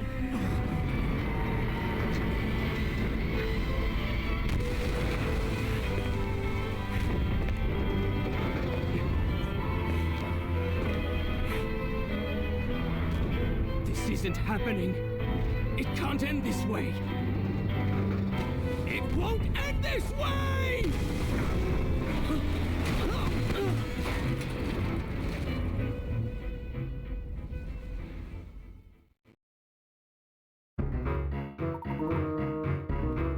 What will become of him? Let's get out. There's no time to waste. Get in the car. We're making our escape by car? Is this some kind of joke? I know I'm carrying precious cargo, Prime Minister. I'll do my best to drive safely. What are you waiting for? We've got to go! This is madness. You know how to drive, don't you? Of course.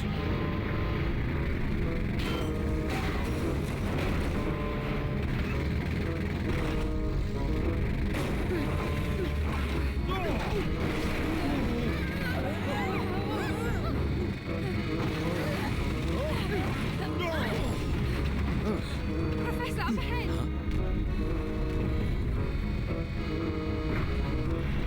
Oh dear. Now what we do? The road's blocked. But don't panic yet, Fuke. Let's try driving over this mess. Yeah, no, all of this situation is horrifying. And baffling. Your escape route is blocked by blocks. Luckily, you have 5 bombs at your disposal. Each bomb will completely destroy the block it's placed on. Remaining blocks will fall into empty remaining spaces below. They won't change shape. I'm gonna do this without even thinking about it. Like, literally just what comes to mind.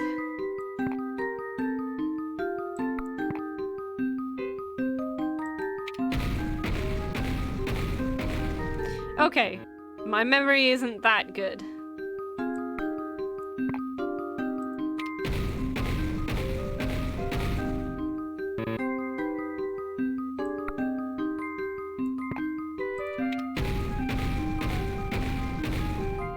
It's that good.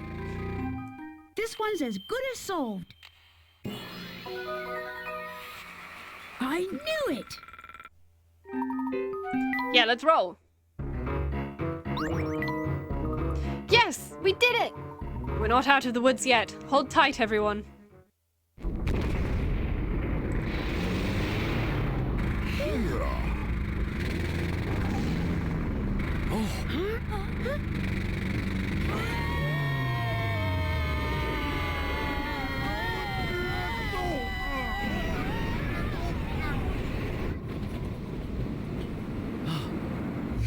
Oh, and one more thing.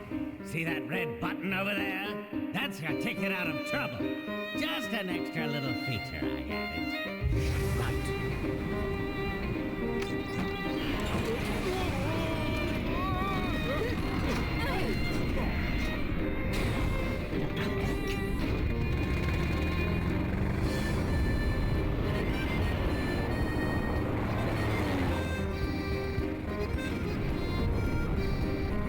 Wow, we're actually flying! Can you believe it?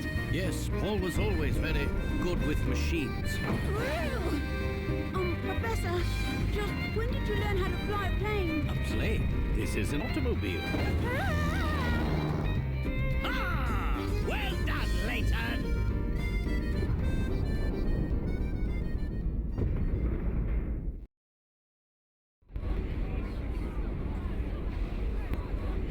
Is that the last of them, then? Yes, sir! All residents of the underground city have been brought topside, sir! Yes, sir! Hurry up, Layton.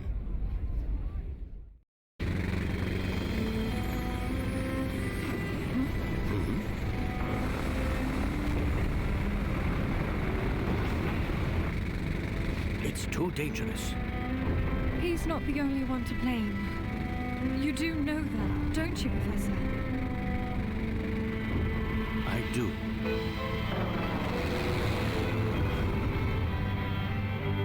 What's this? We're going back!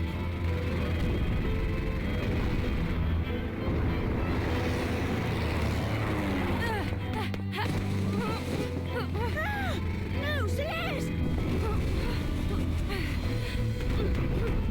Now what? Not to worry, Luke. When you're all safe, I'll go back for her.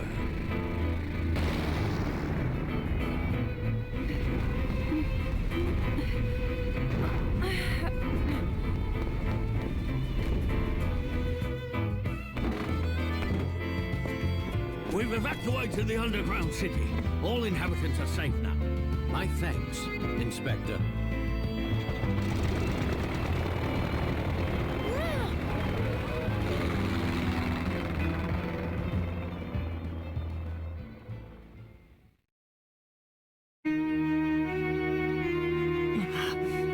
This is the end for me. That's not true, Clive. You can always start over and try to repair the damage you've done. We can talk about that later. This place won't hold much longer. Why are you, of all people, helping me? I can't just leave you here. But don't you know what I've done? What I tried to do? Yes, but I would never leave you here to die. After all, so much of this tragedy was caused by the mistakes we scientists made. I see. There will be time to talk more later. We need to leave now.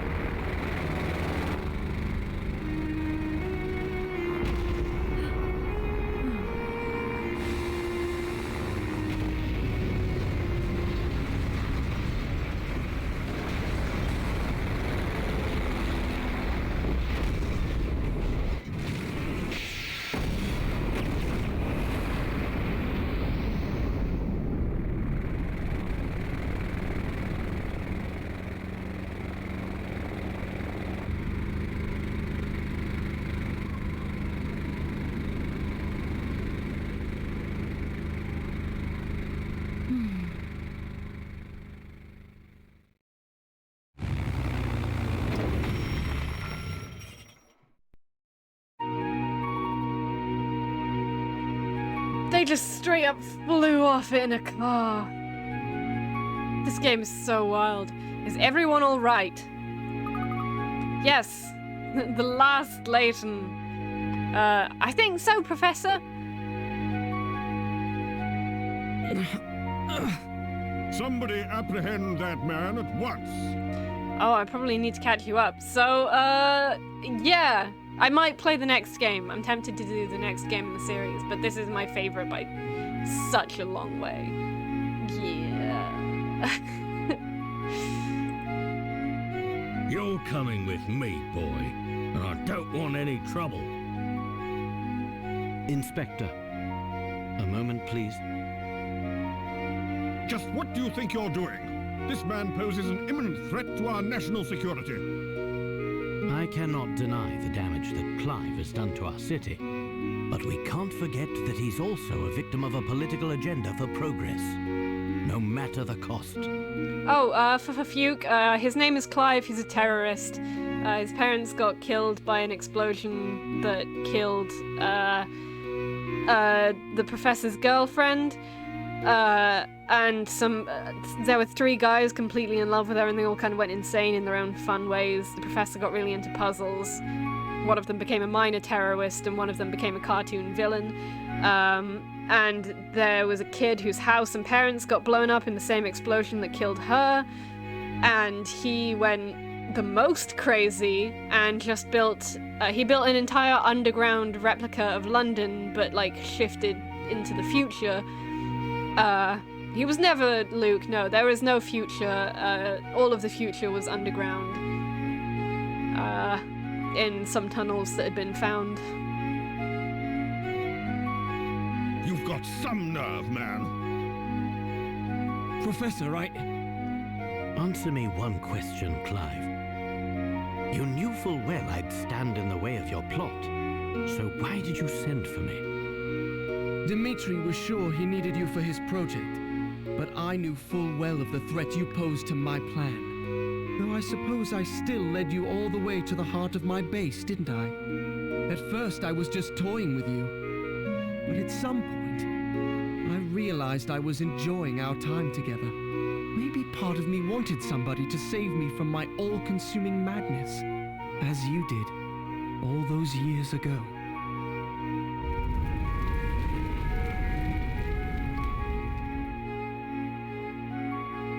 I need to go back! My parents are still inside!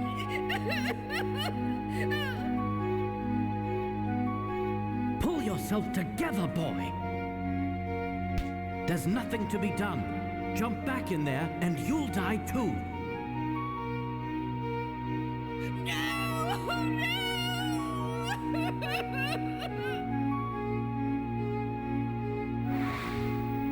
That was you. Deep down inside, I hoped you might be able to talk me down from the edge of insanity again. This is the second time you've saved my life now. Thank you. Clive. Don't worry about me. I intend to atone for my crimes. I look forward to the day we meet again. Until then, I hope life treats you well, Professor. And you too, Clive. Barton, take him back to headquarters. Yes, sir. Ha! Criminals like him make me think the whole world has gone mad. Despicable. Just despicable. Yes, people can often be so blinded by their own motivations that they lose sight of the damage they do. But criminals aren't the only blind ones. Just what are you implying, Inspector? Nothing at all. Just stating the facts, sir. Now, if you'll excuse me, I still have work to do.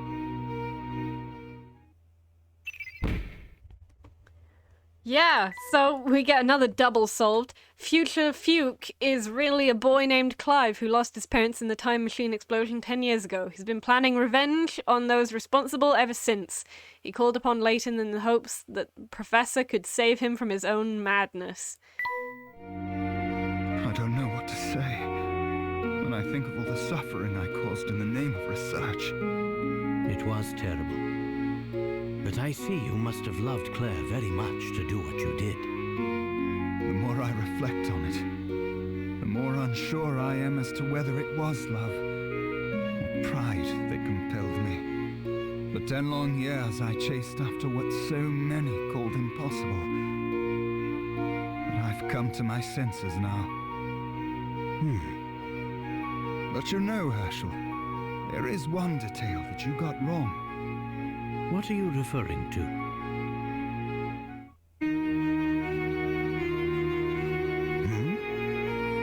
I don't think I have much longer here, Herschel. I don't know what you mean. You've taken awfully good care of that hat I gave you. What did you say?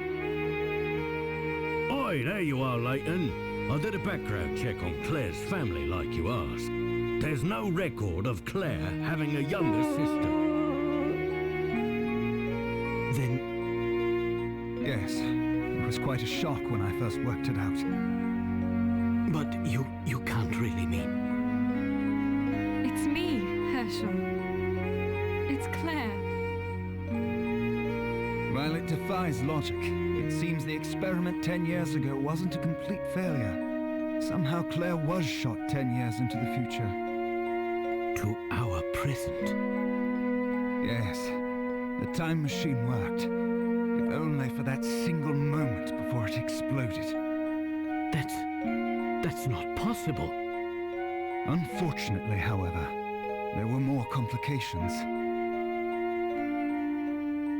Shortly after appearing in the present, Claire's body showed signs of molecular instability. It was trying to return to its own time. I attribute that phenomenon to the incomplete nature of the time machine. She didn't have long here.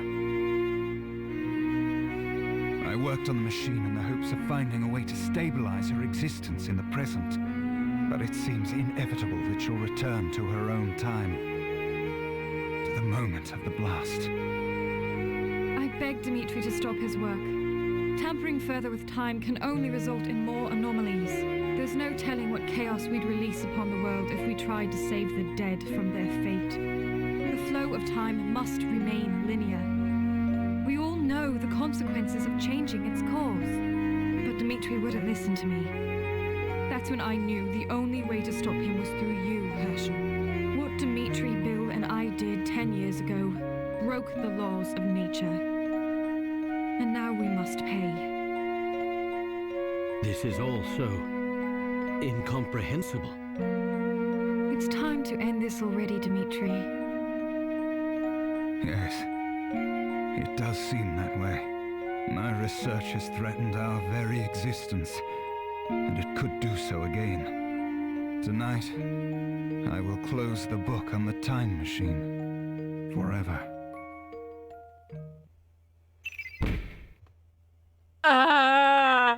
Celeste turns out to be Claire, shot into the present by the time machine explosion from 10 years ago.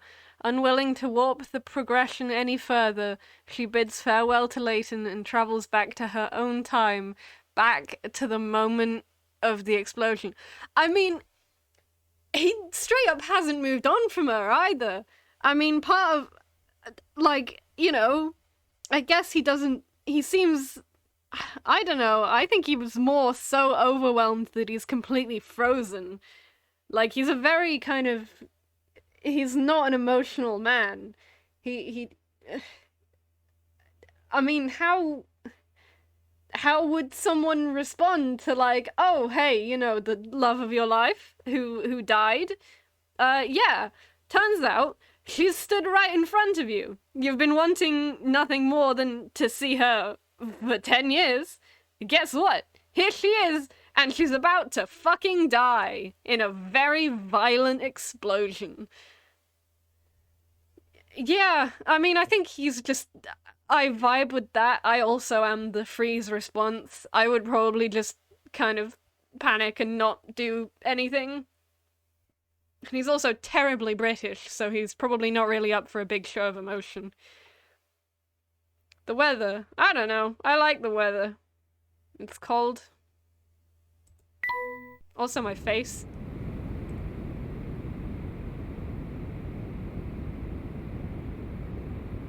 I suppose this is it, Herschel. I have to go back to my own time. Back to that day when we parted. No, Claire. I'm sorry, I can't stay.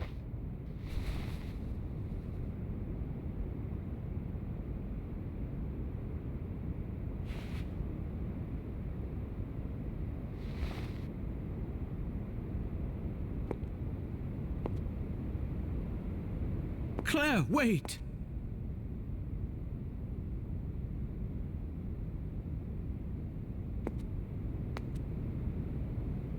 We had so many plans for the future.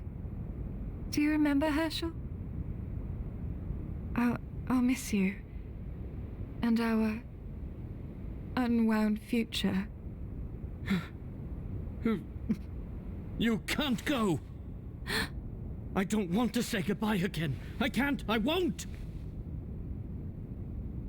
I know you. And I know you'll stay strong. After all, that's what a gentleman does.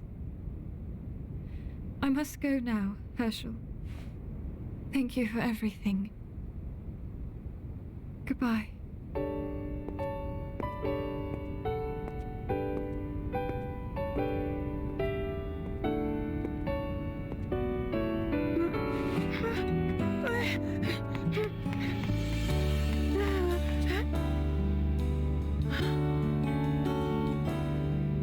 She's gone!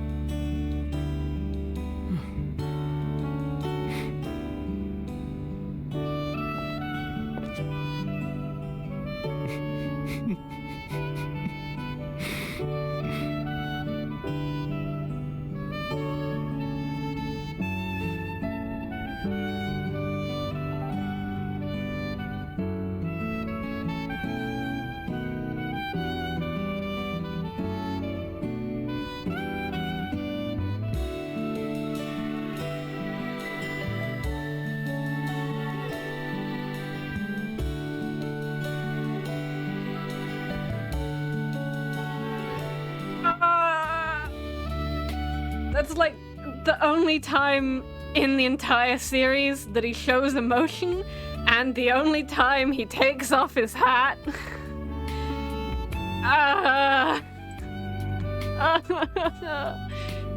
Why they gotta do that? I think that would probably have more substance to it. Yeah, he took off his hat. He has hair.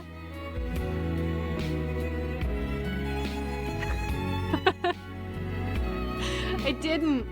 It gets spicy at the end. The professor undresses. Yeah, I like it. I don't know. I'm trying stuff out. Yeah, I've been developing a lot of cool stream stuff. I guess. But yeah, oh, the poor boy! His heart gets so broken.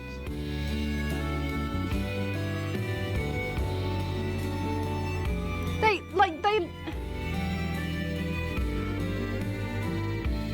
I mean, they didn't even let him, like, you know, go on a nice date with her or spend any time together whatsoever. It was just kind of like, oh, guess what, Professor? I'm about to fucking die, and I've been lying to you. I'm not your partner's sister. I am your partner, so suck on that. I know that's what gets me about this. It's also just insane, like, the fact that all of future London was underground,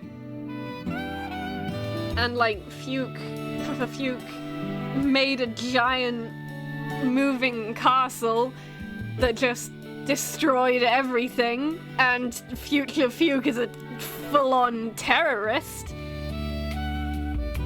Like, there must be a body count as well. Like, people are definitely dead. And it's definitely Fuke's fault. And they really skim over all of that.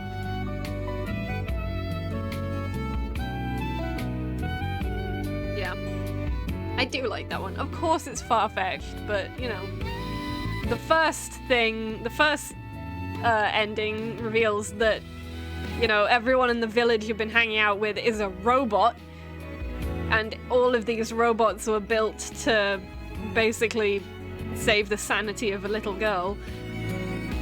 The second game, everyone was just on drugs, and that was the big plot twist. Like, oh, yeah, no, the town looks dilapidated and terrible, and all the people here are old and gross, but it looks youthful and pretty and lit up because you saw pictures of that, and you've been inhaling a whole lot of drugs the entire time you've been here. So, you know, following that, having an entire city underground is just kind of, I don't know, not that bad. But this is, in terms of emotional stuff with the professor, the first one is just kind of, I solved the puzzle. The second one, he gets into a sword fight and then is like, I solved the puzzle. This one, they rip his heart out and shove it in your face. I mean, I don't, you know, it's not that I like that, but I feel like they really went for a lot of character with the professor with this one, which was good.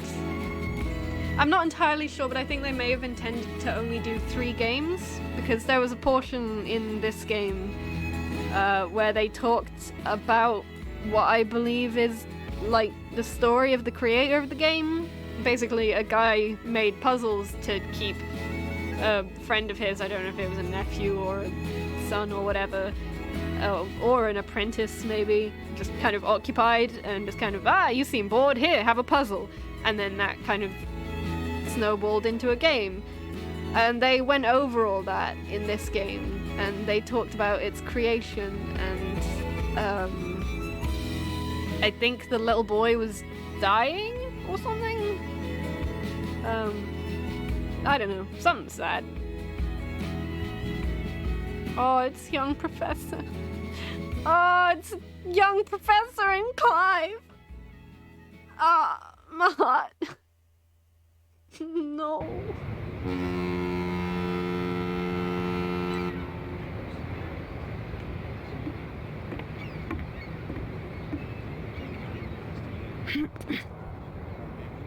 I guess this is goodbye. Oh, no, my boy. This is so long, not goodbye. Now, Luke, you know a gentleman never makes a scene in public.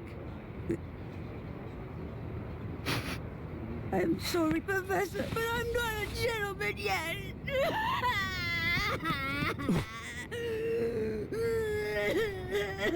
There.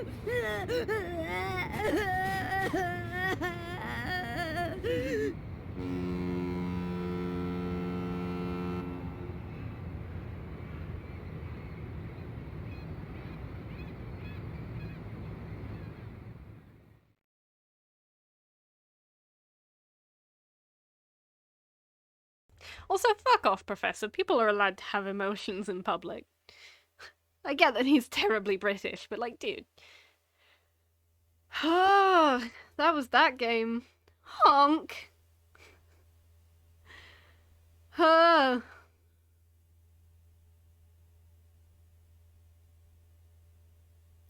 honk. Was that ship enough? Oh. Poor dude.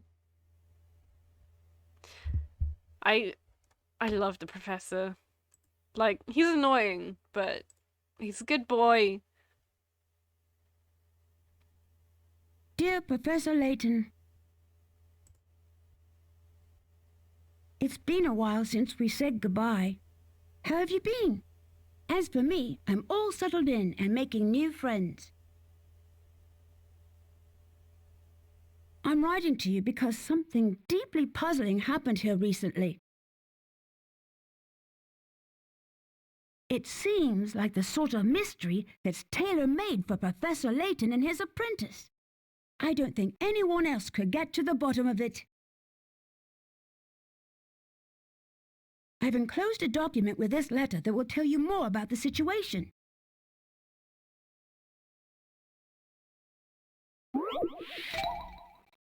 Ooh. The final puzzle. Look, I made a wax stamp. It's like the ones you use to seal your important envelopes and documents, except it looks like my hat, and the L stands for Luke. I've already used it once, see? Isn't the blue wax neat? It matches my hat. Anyway, here's my puzzle of the 4 examples, A, B, C, and D. Which one is my actual stamp? Circle your answer. Thank you, Fuke. Very cool. By the way, for reference, what happens, I'll discuss this after this puzzle. It's B, I think. That's kind of cute. He sends his friend puzzles in the... Oh shit. That was not a good one to get wrong. I must have overlooked something. No. Oh no. Such a bad one to get wrong, no. Let's see. Oops. That should do the trick. Thank you, Julian. I'm so glad you know things. Lovely.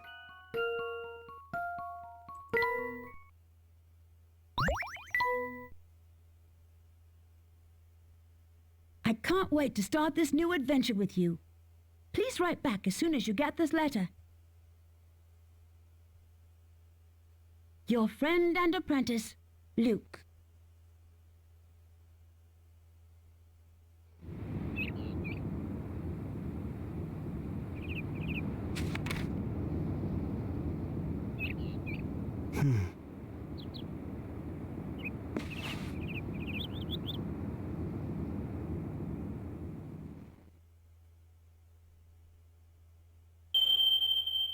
Ooh.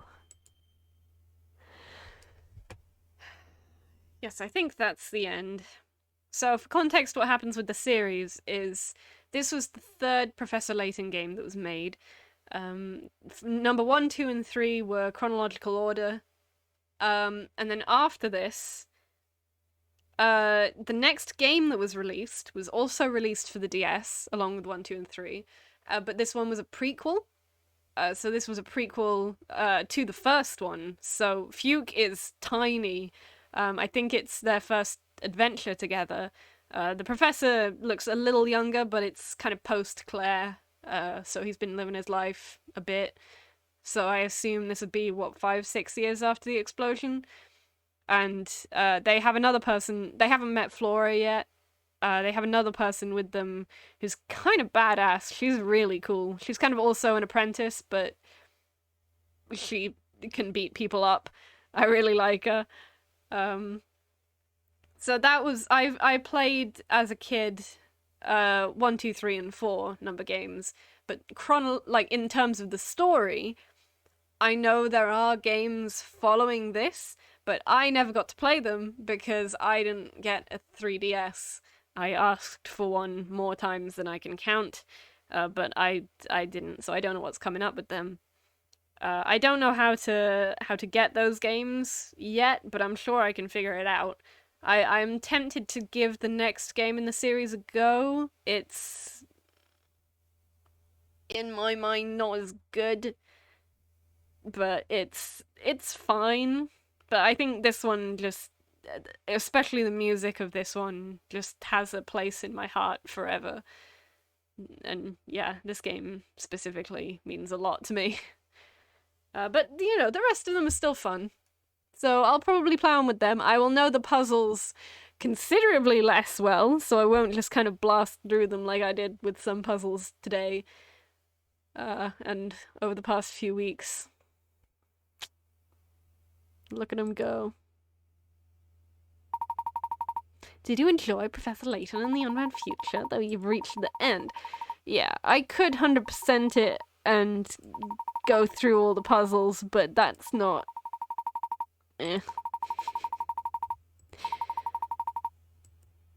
Yeah, I've done the story. I have no intention of doing that. Thank you, game, though. That is the end of Quaur's journey.